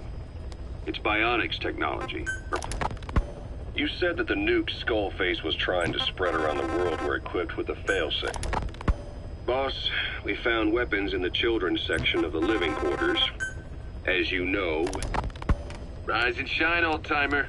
It is complete. I had our best and brightest... 12 hours after exposure. I want to thank you, Code Talker. There is going to be a kind of fest. The whole base is busy getting ready for peace. So, as if putting me on stage to sing was not enough, Miller even... The whole base is busy getting ready for Peace Day. Miller has... Just make music together. But anyway, the professor... So, as if putting me on stage to sing was not enough, Miller even expected me to write the lyrics. He even said he had thought of the title already. Love Deterrence. As if he had done the hard part. Deterrence? Love? Deterrence? Deterrence is... It is when nuclear weapons prevent war, right? I do not see how love fits in. But it was too late to complain, so I just sat and listened to the tape of Miller's backing guitar and the professor's melody over and over again. I guess the melody is more Professor Galvez's creation than Miller's, but on the whole, I think it is actually a good song. First, it goes for your heart with a sorrowful opening, but then you feel revitalized as the song goes on. Miller grew up in post-war Japan. Maybe that is why the song has that kind of balance. Long ago, I heard some Japanese music called enka, I think. It sounded this way, but I wonder why it has to sound sad in the first place. Miller called it Love Deterrence. Doesn't that mean he had a love song in mind? All I see of Miller and women is the way he fools around with a lot of them at once. But maybe he has had his heart broken too. And what about me? I found myself thinking about Chico and Snake as well. I know Chico has a crush on me, so naturally he should come to mind. But why Snake? He saved me, and I feel indebted to him. But I thought that was all he meant to me. Why does my heart flutter when I think of him? It is embarrassing to be unable to control this emotion. There has to be a way to suppress it, to forget it. But maybe that is what love deterrence is? With that thought in mind, I went to my desk and began to write and write. Just 3 days left until Peace Day. I finally had a decent draft of the lyrics, so I showed them to Professor Galvez first. He liked them. He said I had done a superb job capturing the sense of a young girl's troubled heart. There were 1 or 2 lines I thought needed brushing up, so although he said lyrics aren't my specialty at first, he gave me some advice. Everything he said made perfect sense. When I tried putting in his changes, they made the song feel deeper, more sincere. That is the professor for you. He always has the answer. With the lyrics finished, I was ready to show Miller. He does not often take things seriously, but all of a sudden, he was saying, Paz, you have the soul of an enka songwriter. And I did not even listen to enka all that much. Maybe I am pretty talented after all.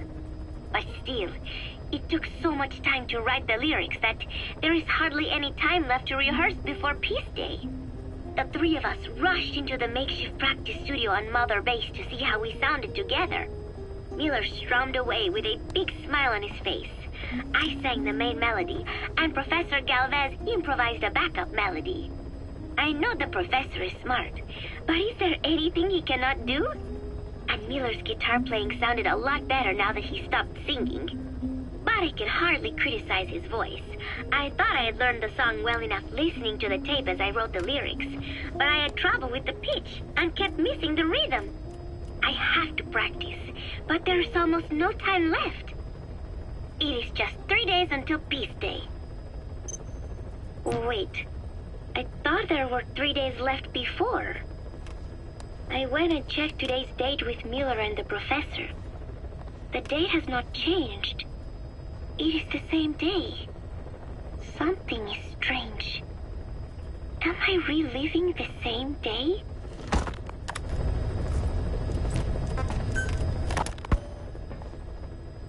Peace Day never came. Every morning I wake up expecting it to come, but it is always 3 days away. That cannot be it. I have not woken up at all. It is just a dream. It is all a dream. I am in it, and you are in it too. I am the dreamer, but you are having my dream. Do you get it now? You do, don't you? Peace Day never came. With 3 days left, I followed my orders from Cypher and launched the operation. I hijacked Zeke. I fought Snake. I lost and was thrown into the ocean. I survived, but I was captured by Cypher. How happy I would have been if they had let me die then and there.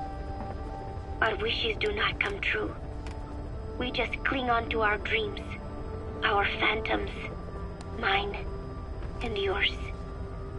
But I think this one is coming to an end. After all, you have figured it out now. You can kill Skullface, murder Huey, slaughter Zero, burn the whole world down, and it still won't bring me back. Me, or any of the dead. And that was our business. War. We bought our daily bread with money paid to us for killing. Maybe us getting killed was just balancing the scales.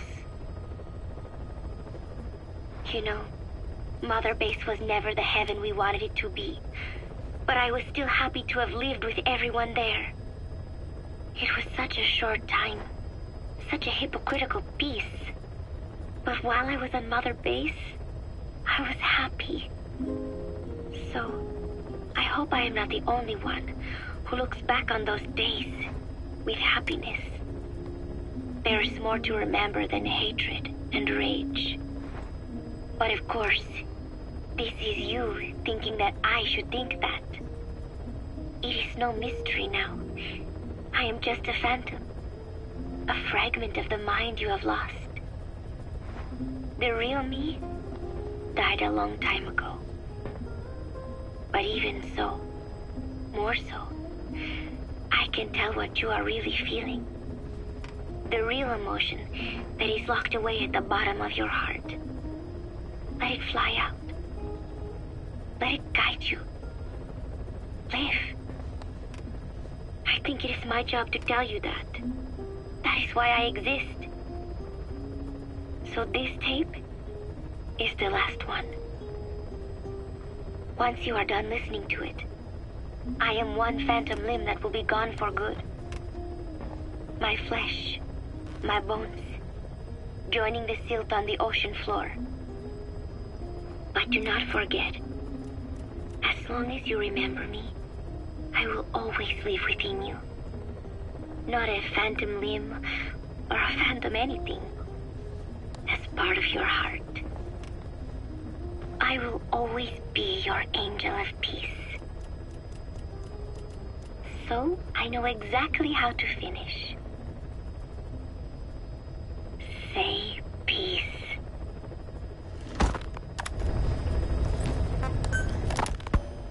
I have spoken enough. Your men can take it from here. Will you permit me to rest? Have something to eat?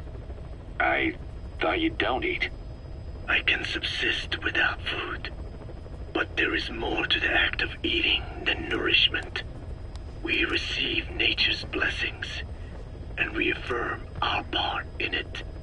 And in doing so, we express our gratitude. Sorry, it's, hearing you say you don't need to eat and that you're part of nature in the same breath. Anyway, what can we get you?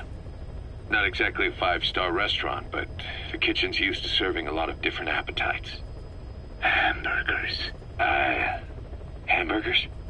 Even we Dinne have become Americanized. I eat them often back home. And you just can't let him go. Well, as far as symbols of the American Empire go, hamburgers are pretty good. The victory of capitalism. Your people suffered so much at the hands of America. And you asked for hamburgers. We have suffered more than you can know. But I do not see hamburgers as an accomplice. A single dish, providing a balanced helping of nature's blessings. Meat, grain, and vegetable. How could anyone hate such a magnificent thing? Says the guy who can survive on photosynthesis. Balance has nothing to do with it. You just like a good burger. That is also true. Be warned, though. I have very high standards. Don't worry. I do too. All right, then. One good old-fashioned all-American icon coming up. I look forward to it.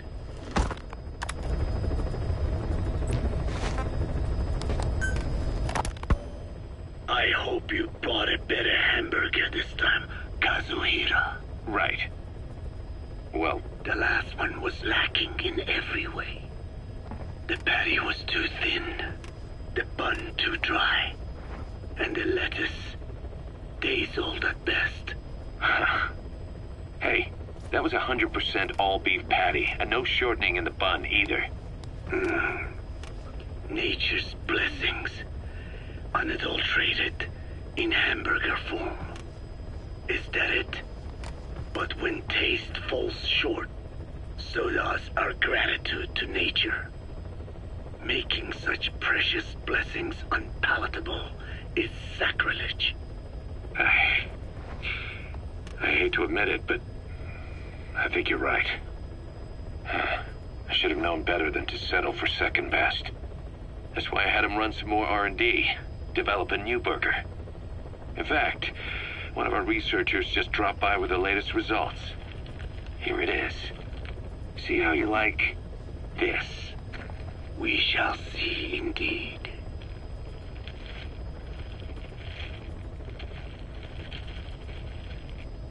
I thank you for this bounty, Mother Earth.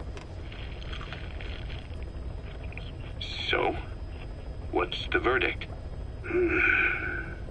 Not bad. And?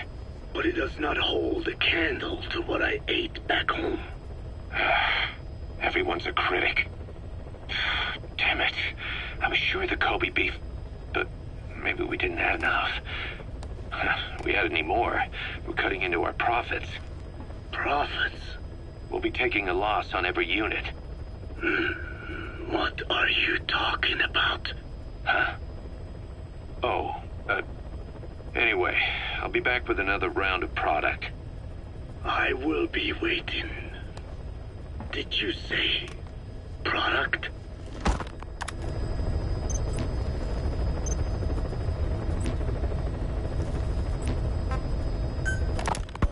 Feeling hungry, old timer?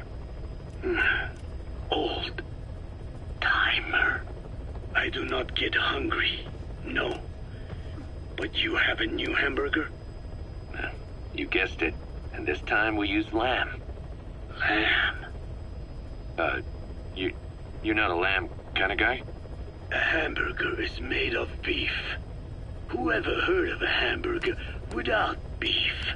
Yeah, but we gotta stay fresh, stand out from our competition. You're what? Just give it a try. If you say so.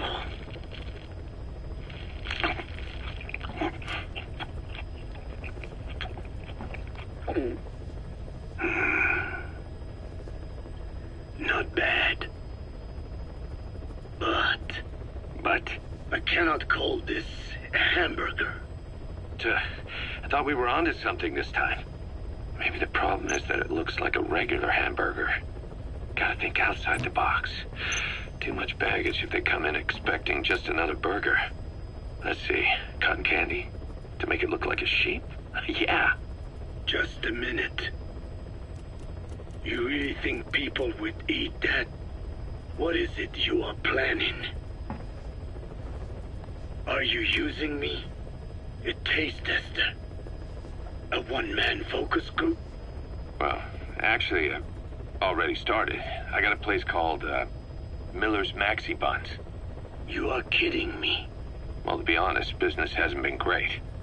No one seems to like my, buns. The Ocelot said Diamond Dog's budget did not add up. But you don't mean to tell me. What? No. Our black budget's got it all covered. I'm not embezzling GMP or anything. Still, let's not say anything to Snake, okay? Very well.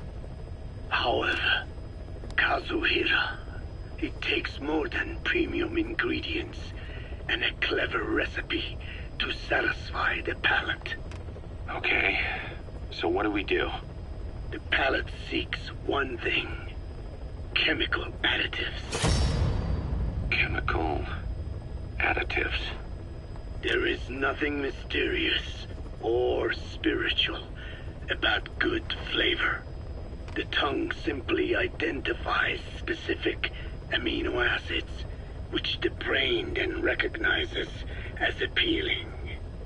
Therefore, all that is needed is to chemically isolate those amino acids and incorporate them into your products.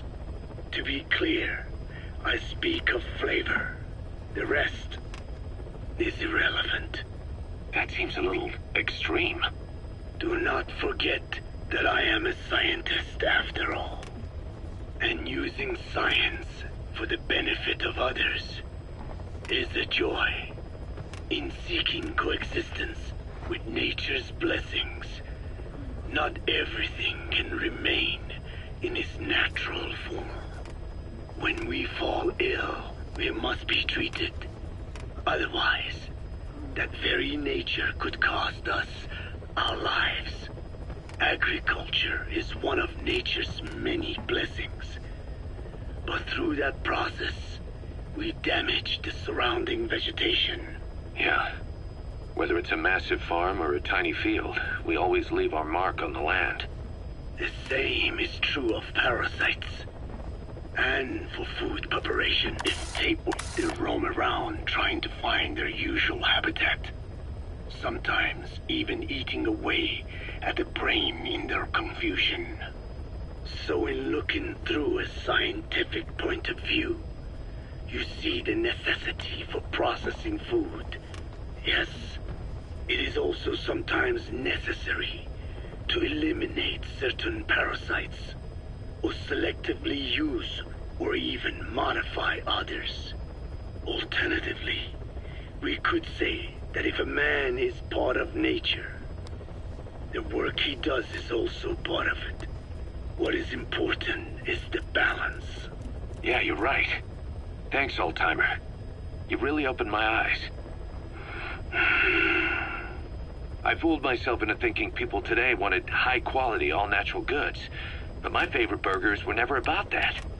What they want is something like the first burger I had in America when I went to meet my dad. A Frankenburger loaded with additives. That's the America I knew and loved. I'll be back in a jiffy, old-timer. My next burger's gonna knock your socks off. Kazuhira, wait. What is important is how we balance the... quick for a one-legged man. Frankenburger. What kind of a dive did your old man take you to?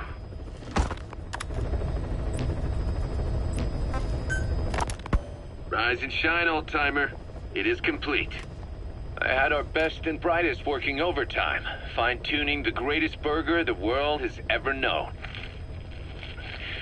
I call it the Chemical Burger. What on earth is that color? Now, don't judge a burger by its color. Go on, try it. I am not very hungry. What? Oh, I get it. Now, sure, it's loaded with additives, but each one's been approved by the WHO for human consumption. Come on, one little bite's not gonna kill you. Are you sure of that? fine.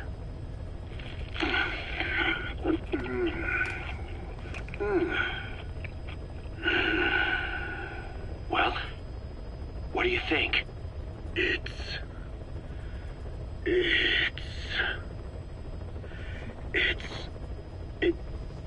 is perfect. Right? This takes me back to the taste of my youth. The neon signs on the Mother Road. Oh, I can see them now. So, what do you think of our signs now? And it doesn't just taste great. You won't believe how cheap it is to make. And because it's pumped up with preservatives, it won't spoil easily in regions lacking refrigerated storage or transportation infrastructure. This bad boy could even solve Africa's hunger problem. Excuse me? People will no longer fight over food or find reason to hate one another. Mankind will come together, reunited between these fluffy buns. Forget Pax Americana. Say hello to Pax Hamburgana. Pax Hamburgana. Skullface thought that destruction was the way to free the peoples of the world from American imperialism. But this is different. Tackling something head-on just makes for more conflict. Only by uniting the world can its various inhabitants truly become free. Having lived as an American parasite as long as I have, I know what I'm talking about. The Chemical Burger is poised to be the greatest liberating force the world has ever known. An ethnic liberator. Burger. Now all I need is a better brand image, starting with a name. I gotta run, old-timer. I'll catch you later.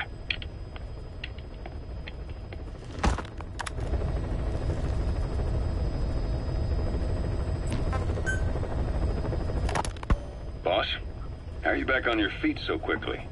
There's a non-smoking ward. Boss. If I listened to everything the doctors said, I'd probably die in here. No point waking up after 9 years for that. Well, having you out of that bed makes things a little easier. Bad news, huh? Things are looking worse. Go on. They found out about you waking up, and the man on fire picked this time to wake up too. We'll have to move forward ahead of schedule. Miller already has the preparations underway.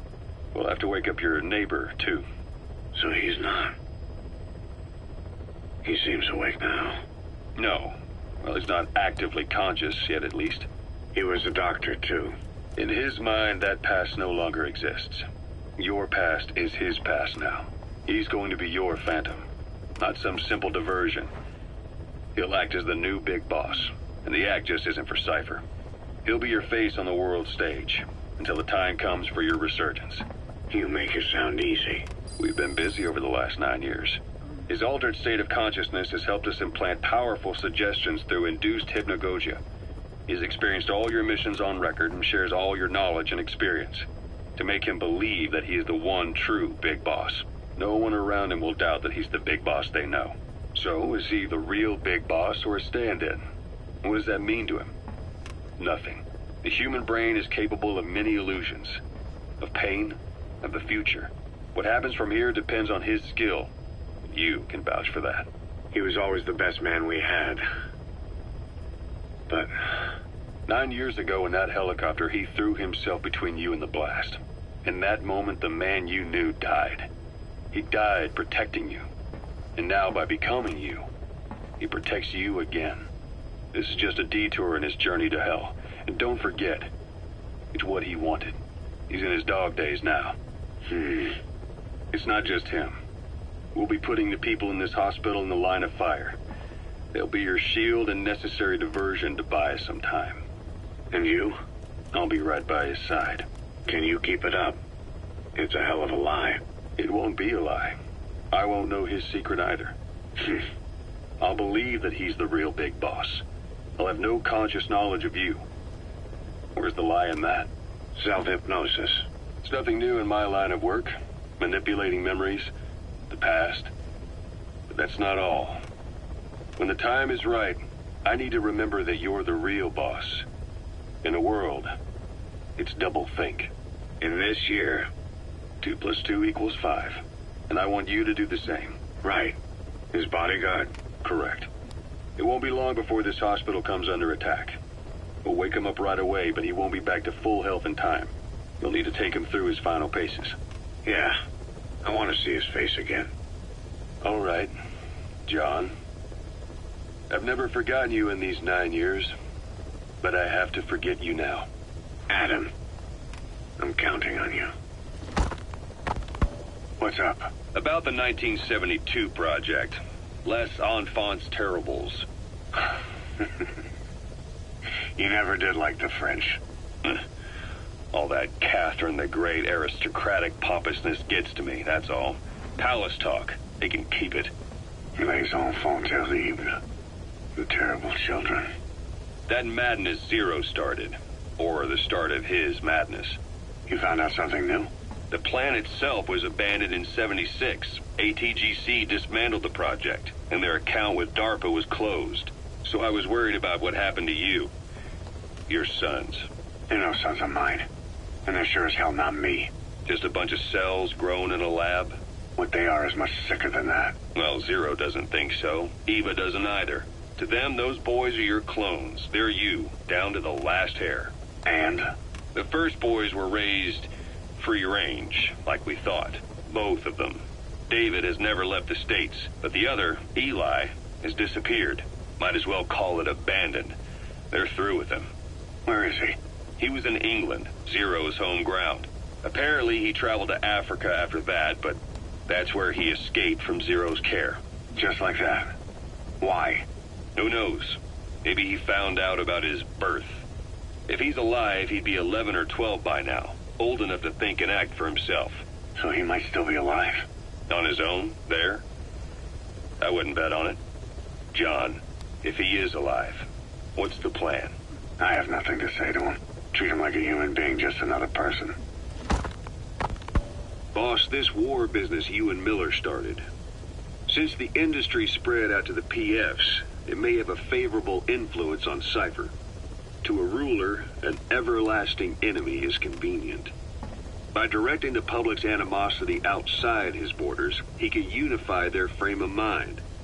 Guns for hire continue the war. Then enrich the economy with their spoils. War as a business will become a permanent tool for manipulating the public mind. A new business model. You might even call it a war economy. Before long, Cypher, or rather the Patriots, will be drawn to this. Probably only a few decades before it takes hold. It's not far off at all. Still no leads on Zero. We don't even know whether he's still alive. But the protocol he put in motion's making steady progress. Every day, SIGINT's web covers a little bit more of the globe. Total information control. Big Brother Zero. And it'll happen before anyone even realizes. I don't like it. You're the big brother of the battlefield. You've earned a firm grip on the world's military power. But soon, Zero will have nations in his. He'll erase the Cold War. All war from people's minds. And with it, the world's borders. Zero's will, his influence, will be unleashed, with nothing to stem the tide. When that happens, opposition will no longer match the lines on the map. And boss, with no borders left, what difference can we make? War will have lost any true meaning to the world. Just one more gear keeping the wheels of economy turning. Another product bearing down the capitalist conveyor belt. The future your friend Miller wanted. That's all there is in store. Perhaps it's already too late. But human will should only be handed down and nurtured by human hands. It can't be entrusted to the system. Especially not that soulless phantom that Zero's left in his wake. No matter what happens, we'll have to fight someday to reclaim our truth. Until next time, Big Boss. Someone has successfully struck at Zero. Since Zero's using a private network, we get information, but we have no way to trace his location. That means the details are still fuzzy at this point, but apparently some new bioweapon was used. As soon as he noticed the dip in his vital signs, he had his stomach pumped and even underwent blood dialysis. But he didn't fully recover. Ironically, if Zero kept more company, he'd have been safe. Since the incident, his speech and actions have been getting more unhinged by the day. He's probably been rushed to another safe house for intensive care. But the location is a complete mystery. That's the way he operates. He went to incredible lengths to make sure his great escape went unnoticed. So far, I know at least Langley and the Pentagon were involved. He had a blackout triggered in New York to disrupt the transportation and information grids, and at least 2 submarines were sighted off the coast. The personnel involved were working off a cover story. Naturally, the White House was fed the same thing. The project is buried under a pile of dummy ops and backup plans stretching across multiple organizations. It's safe to say not one of the people involved knew what they were moving or to where. All top secret, no trail, no leads. He's living up to his name as usual. Only this time, even I can't find him. Now, the only record of his location lies within the Cypher AI that was at the heart of the escape plan. And that's closed off, with its data sealed away in a secret location. Skullface was able to put together this assassination attempt, but even he can't possibly know where Zero is now. I'll keep searching, but when you're up against he who controls information, it's gonna be a long battle. Boss, it was Anderson after all. That's right, the man who went by SIGINT during Operation Snake Eater. Following Zero's disappearance, he's taken over command of Cypher. Well, to be precise, the AI he oversees has. The idea to have an AI act for Zero came about in '74, when the data from the mammal pod penetrated NORAD. Clearly, an AI couldn't be allowed to make its own decisions. So they would take away its ability to act, and instead create a specialized system in which the AI, bound by specific rules, filters the massive amounts of data it collects before passing it on to people, subtly guiding their decision-making. A system of the people, by the people, for the people. So they began researching how to do it. DARPA apparently brought Strangelove on board to head it up. She was forced out after a certain incident. The direction of the project and any trace of her existence was scrubbed after her departure. Before Zero lost consciousness as his condition worsened, he left instructions for Anderson, through a cutout, of course. Zero went out of his way to hide your location in order to keep you safe. This meant sacrificing his own protection. It was the only way to ensure you could stand alone as your own man. Here I am, the only link between you and the world that's passing you by. I'm your last connection now. This was Zero's last request, his will. Once you're awake, we need to discuss the best way to ensure your safety. Oh, and they've got a name for Anderson's AI project. It's called the Patriots. It's all about ensuring that the concepts driving society appears the same in the mind of each person in that society. About maintaining the identity of the individual, and yet having that individual willingly make up part of the whole. I guess it's fitting to call that patriotism. Creating a united world. Zero's will is already fading into a shadow of what it once was. Systems, guidelines, rules, laws.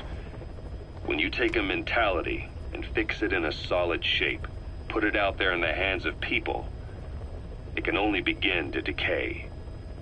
No mentality can last forever. When the body dies, the will dies with it.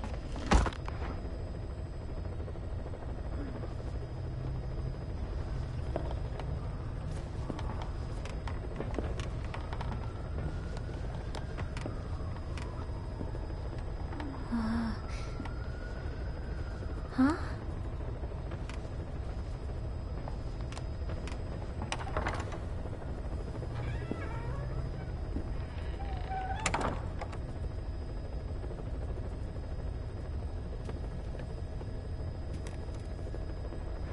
Over here.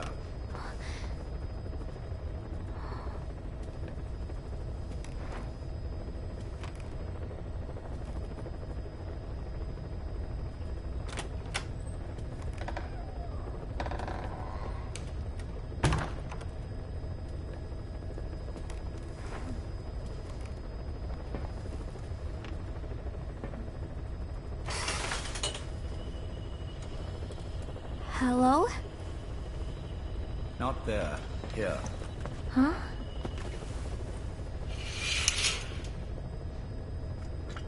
Thank you for coming. Please. You're... Is it that odd? I suppose the cuffs have gotten a bit loose. Although, truth be told, I have been spending more time in pajamas as of late. No, nothing. The tie, perhaps. Not the most fashionable pattern, I admit. No, it is very nice. How sweet. Will you take a little brandy? You're hardly underage, after all. No, thank you. Please, sit.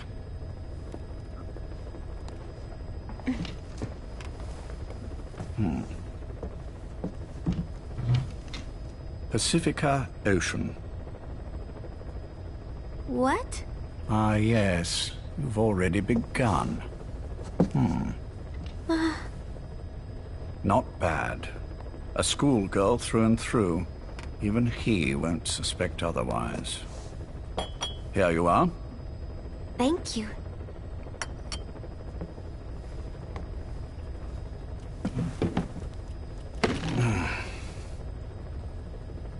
I heard you are sick? Poppycock. I just like to take a little time off work. You? You must feel that way sometimes. Well... Anyway, I could hardly greet my first guest from that damned bed. I, missed my chance to catch you snoring. Now I'm twice as glad I got ready in time. Drink, before it gets cold. English breakfast tea. All I have, I'm afraid.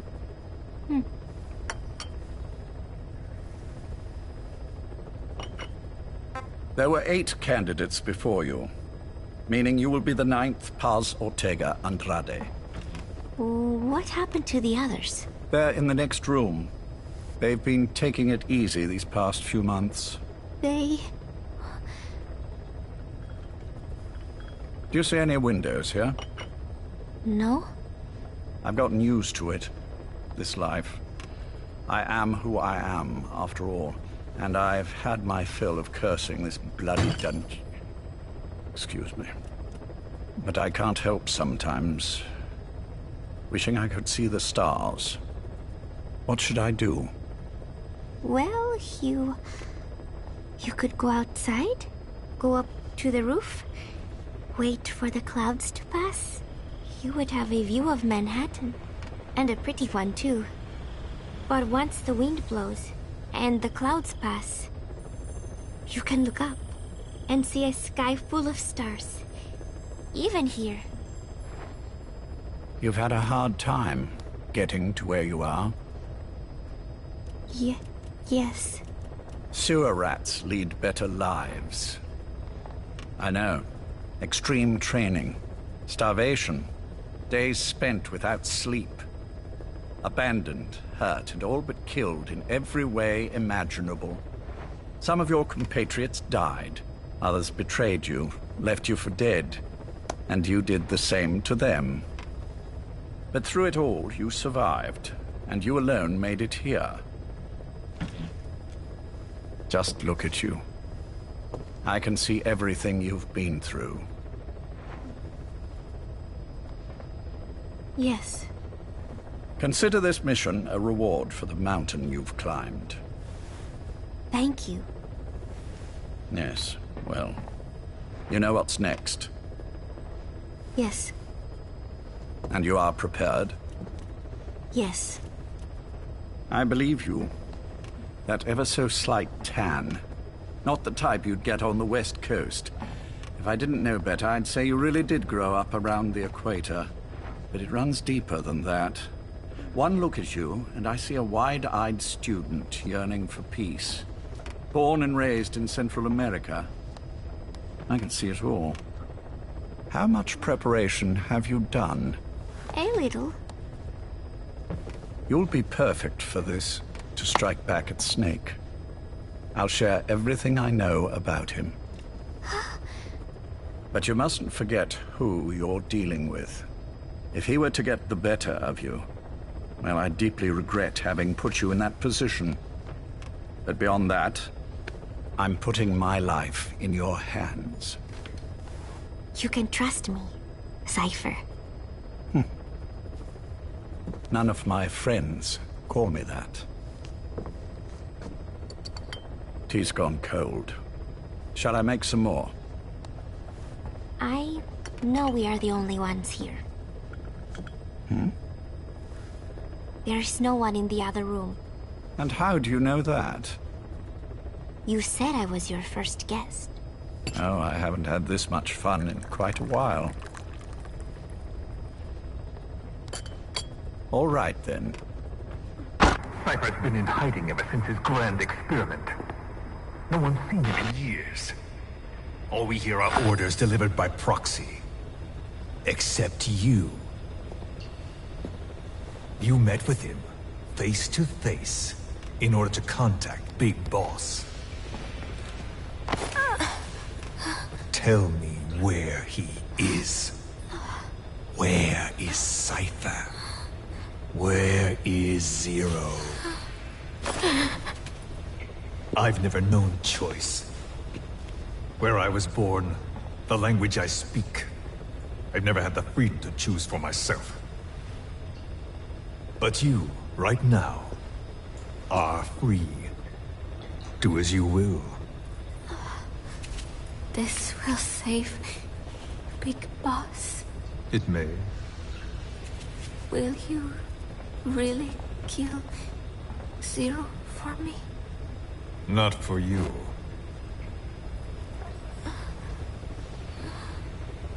All right.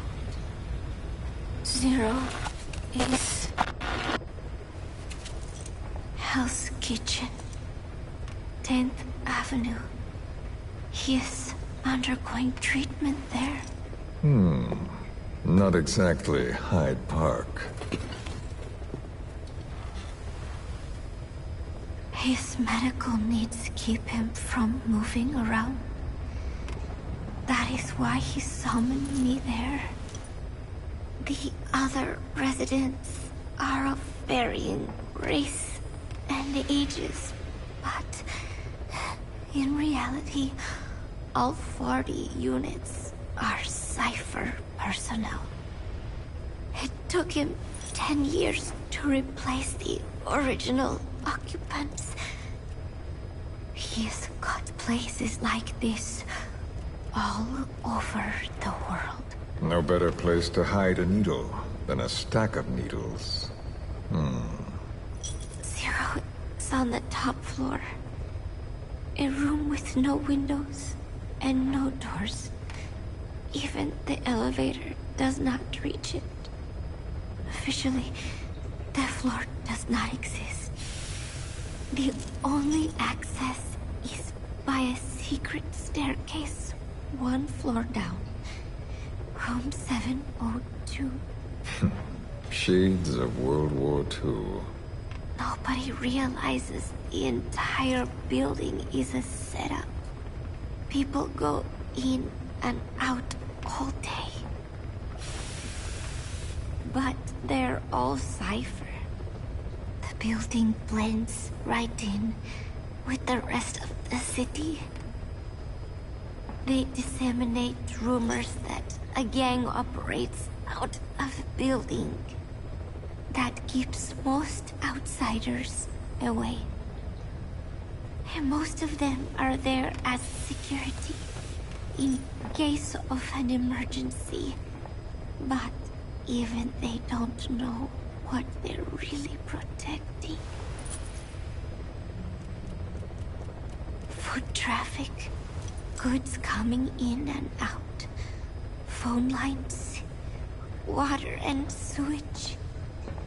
It is all monitored remotely by satellite and cameras inside and out. Should he need it, there is a sealed-off water conduit that can be used to escape to the Hudson River, and from there to the sea. But from the outside, it is just another building. A perfect disguise.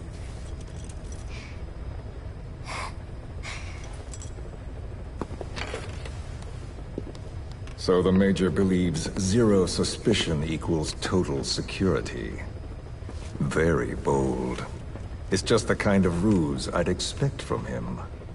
So long as no one's suspicions are aroused, you could hide there forever. On the other hand, if someone figures it out, there are dozens of ways in. And he's so paranoid about information slipping out, no one involved has the full picture. That ignorance is a weakness, the downfall of a need-to-know system. The pitfalls are clear. Circumventing them will be simplicity itself.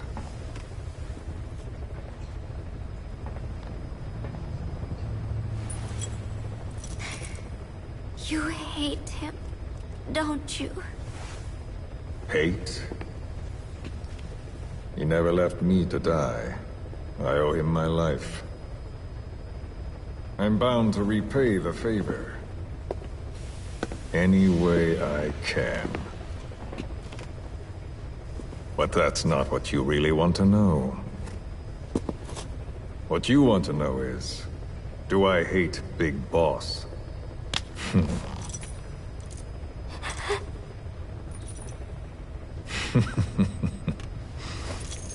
I don't hate the man. I do deserve a little more of his gratitude. But he probably has no idea who I am. So you see, I have no reason to hate him at all.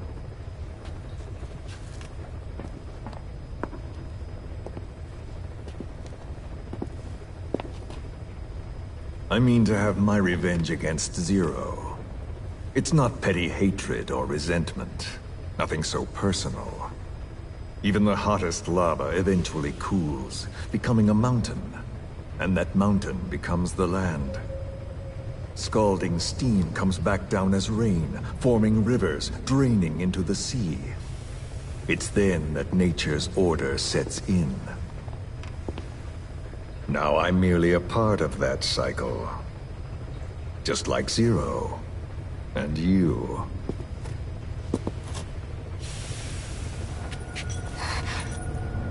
And Big Boss. Don't do it!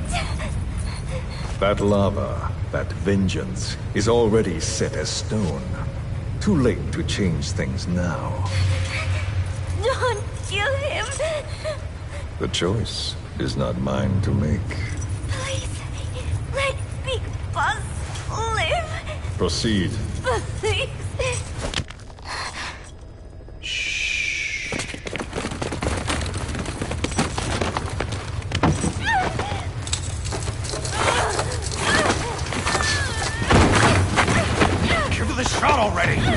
Hold her still.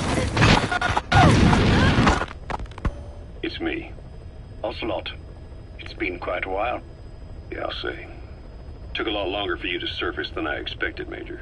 I wasn't planning on coming back at all, but I had no choice. Well, after the Caribbean. My hunch was proven right. You wouldn't believe who was behind it. Oh, I have an idea. How did you respond?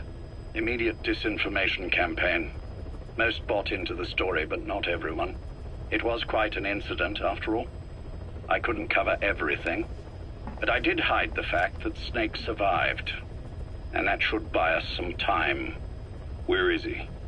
En route to an old foxhole of mine. A base in the British sovereign area of Cyprus. The military hospital at Dikelia? Ava's leading the operation. Ava? Following your orders? Funny, isn't it? That we should all reunite like this. This is an emergency. Otherwise, I sure as hell would... Yes, I don't expect you to bury the hatchet between us. Something simply won't ever happen. Even I can appreciate that. You too can only bear to speak with me from time to time. That's fine. But I don't want Snake to die. Surely we can come together on that. There are so few men I can turn to. And you're number one, Ocelot. Keep him hidden. keep him safe. But I'll stay where I am and leave the rest to you. That's how he'd want it too. Isn't it better for you to be there to supervise? Where I am, where he goes, it makes no difference. All that matters is getting him the very best treatment and security. The latter being where you come in. Will he wake up? And if so, when? I have absolutely no idea. But as long as his heart is beating, he will keep fighting. So please, watch over him. This location, it's safe? No one will find him. And if they try, I will deal with them.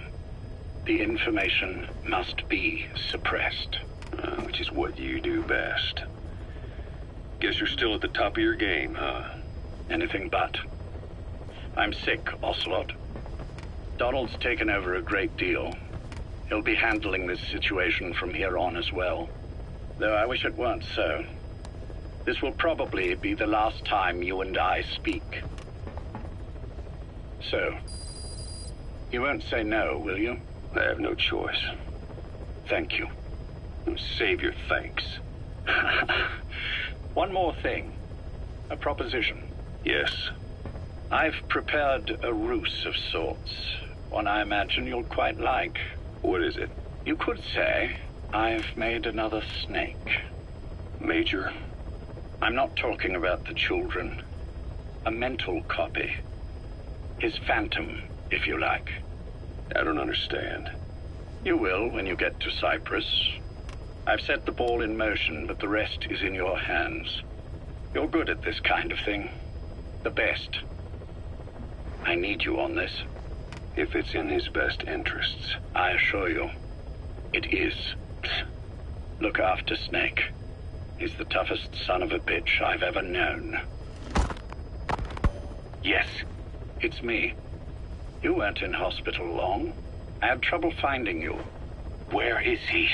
Safe. But in the same state as when you last saw him. We've had our misunderstandings, you and I. But as you've made clear, our relationship is strictly business. Therefore, I will limit this conversation to the business at hand. Please understand that I don't dislike you. Not inherently. Where is Snake? Now. Settle down, or I'll have to hang up. And then you never hear from me again. Do you understand?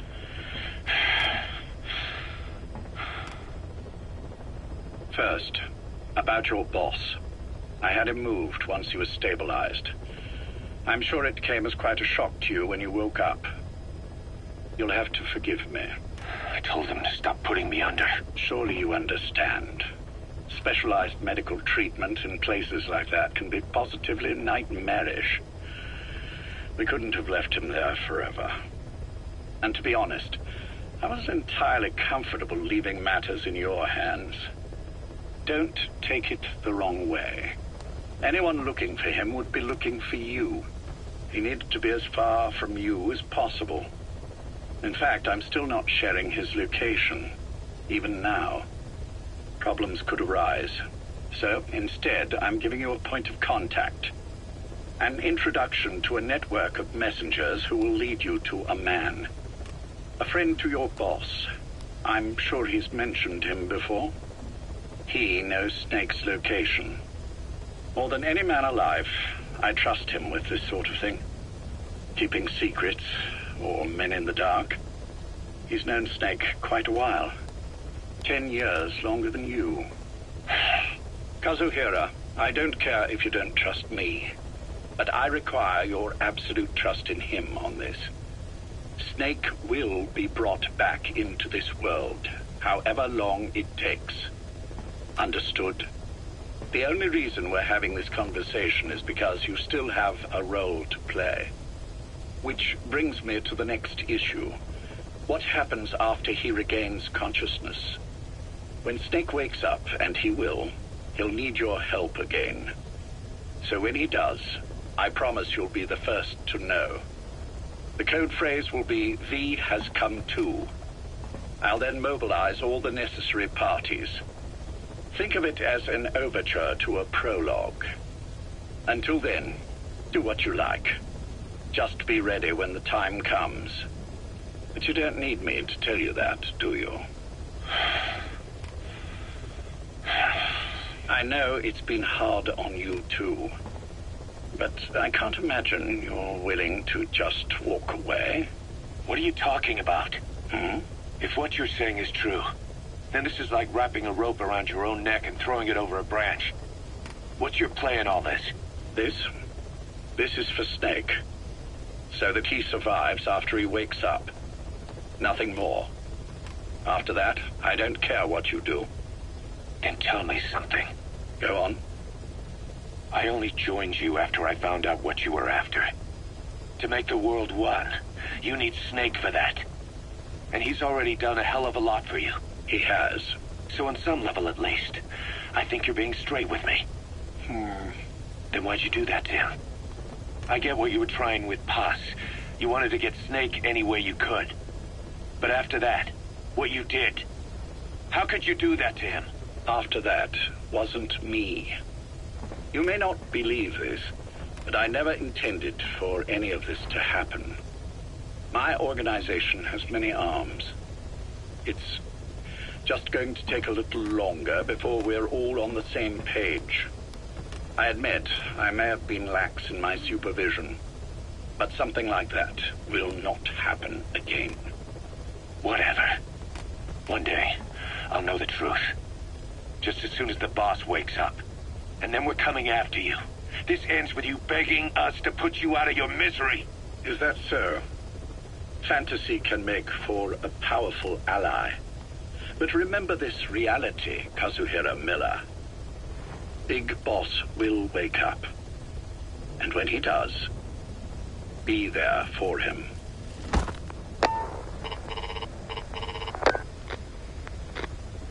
Major, I wondered whether you'd really call. Exer, I presume this was your doing? Do you like my gift? I've been searching a long time for this. It is what you were looking for, yes? The winged dagger of a comrade lost to the sands of Egypt. He served under the boss back in Rayforce. I delivered this pin to her after his death. We were both so very young. From that moment on, she never let it leave her side. She was still carrying it in Selinoyarsk. How about the back?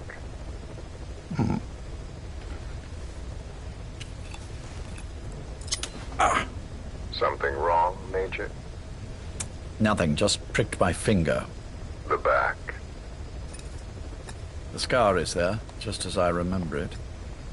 And this white stitching on the back. From the white berets the SAS wore in the early days. Major? 30th of December, 1941. It's the inscription I made the day he died. Of course. His body was never recovered. This pin badge is the closest thing he has to a gravestone. When I gave it to her, she just kept on running her finger over the inscription. Never again, she uttered, as if reprimanding herself for his death. She pressed hard, embedding the inscription itself into her finger. You see, it's why this spot on the back looks shinier than the rest. He was our brother in arms. So... Yes, it's real. Thank you. There's no doubt about it. Good. Now I have no regrets. What do I owe you? Nothing. Just want to talk for a moment. Very well, then. It's about our man, Major. He's been making some moves. Miller? Yes, I know. Rhodesia, is it? Yes, and up to his old tricks again. No matter. He'll stumble soon enough. Although he is under my jurisdiction now. And that's what you want to talk about? Not exactly. You see, my being here has made me realize I can still be of use to you. How so? This country is rich with biological resources. Bacteria, nematodes, viruses. I'm sure we can find something here to bring that plan back into action. Forget it. The Cleanser Project was just another one of my predecessor's daydreams. And the vocal cord parasites? Were an excellent test case for reverse evolution. Nothing more. What matters now is the genetics technology behind that work. With genetics, the clumsiness in targeting an entire race isn't an issue. We can target specific individuals. No need to breed multiple generations of parasite just to get results. Don't be quaint, Exo. Once the Cold War is over, our enemies won't be so clearly defined. Using humans alone won't be enough. An electronic network will span the globe, and our enemies will blend right into it. You may be right. But will people really settle for an enemy they can't see? Men want to feel righteous, need to see the evil in the enemy they fear.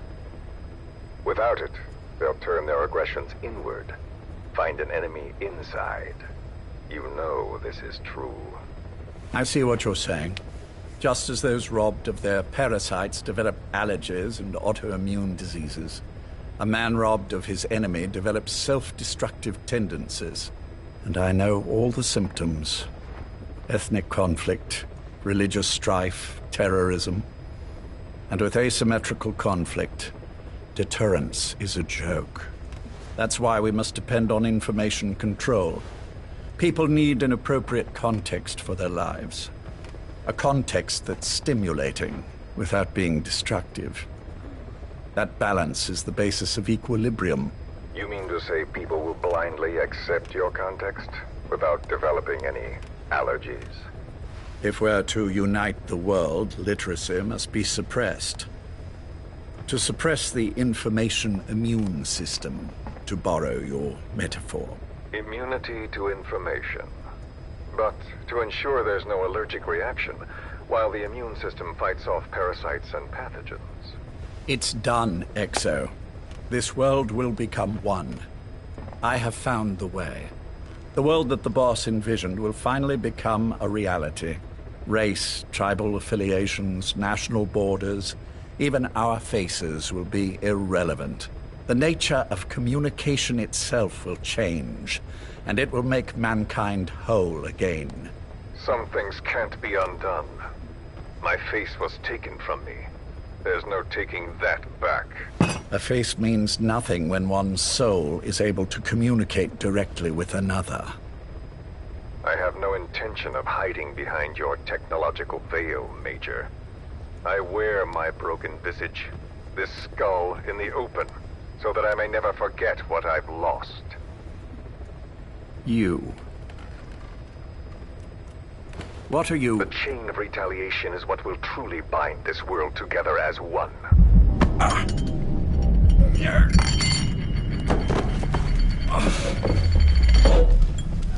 Major? You son of a... The pin. You... Yes, the pin.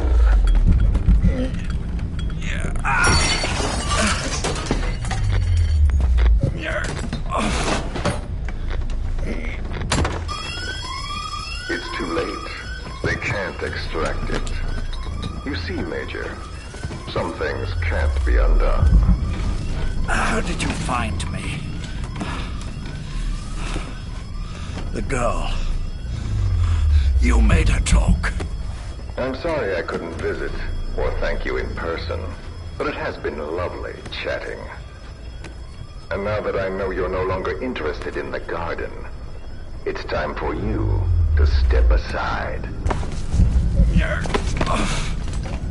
You're a busy man, lots to do, so I've left you a little time. Go to hell! How dare you? You planned this all along. Had your own agenda. All these years. Yeah. Now you see, the world can never truly become one. But the boss... You've been wrong.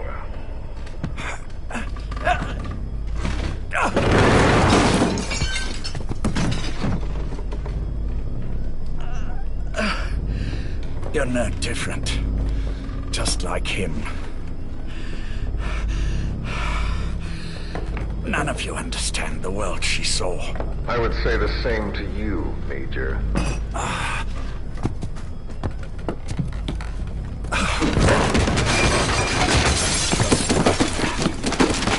You steal it all away.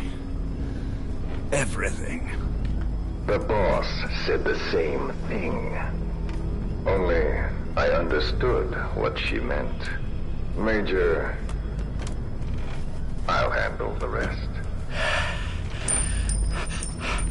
Oh, and one more thing. That pin badge, it was a fake.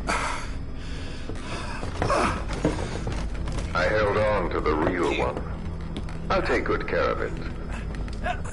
And continue the boss's work.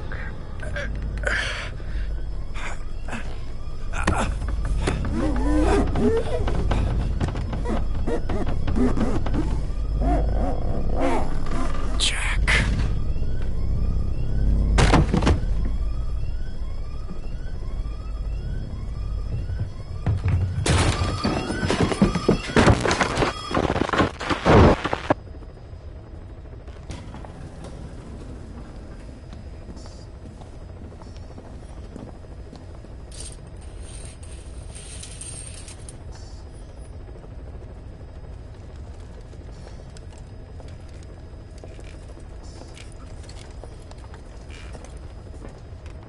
Go.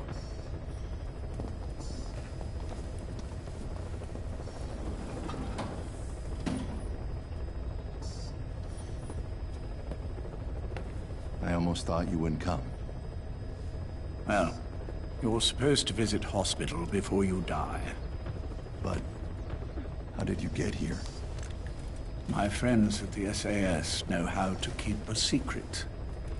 The trip to the airport was a little dramatic, but the rest was easy. Still, I've had smoother rides. Oh, look. Escorted myself with my tea. I won't be staying long. I understand.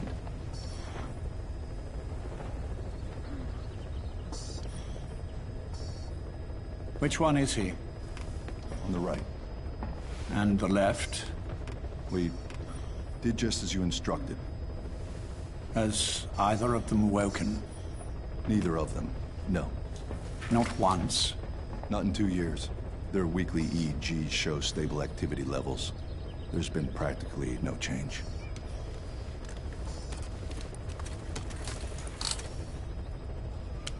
Jack? Jack? It's me. You look fit to run a country mile. Every 4 hours we move all of their muscles, subject them to load. They're stable, but eventually... Yes, of course. We've done everything we can to ensure they're ready to move, should they wake up. Still, it's been a pretty long time.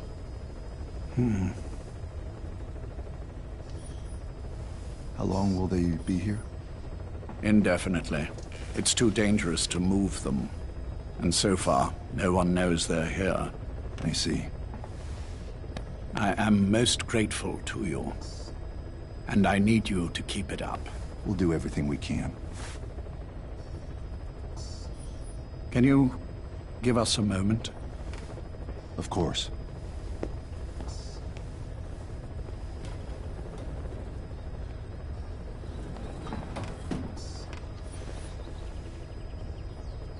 Jack, can you hear me? Nice place, isn't it? I went to a lot of trouble bringing you here. Here where no one will find you. Still, the Ocelot's on guard duty, just in case. Maybe knowing that will help you sleep better. I had no intention of coming, but this could be my last chance. If you'd just come to see me first. Do you remember the last time I visited you in hospital? Our first mission together. After the boss threw you in that river. Broke your arm. Ah, the good old days. I never told you this, but I had another team at my disposal back then, with a very special man leading it. Maybe he didn't like the arrangement. In any case, this man, he seems to have done something to me. Which is why I'm quite sick myself. Up here. There's nothing they can do. I always was the forgetful type, as you know. I'm all right for now, but they say it's a one-way street. If you don't wake up soon, I won't remember you when you do.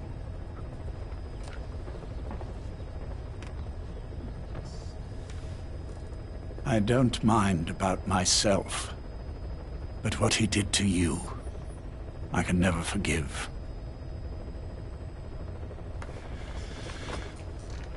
I've sent him to Africa, and I doubt he's coming back.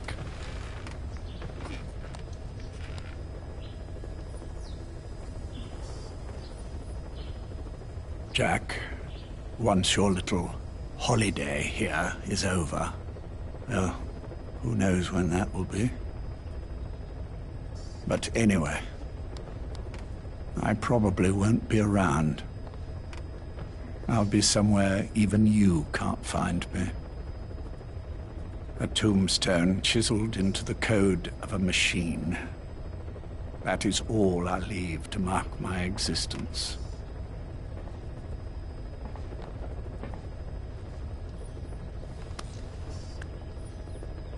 Wake up soon, old friend. Time is running short.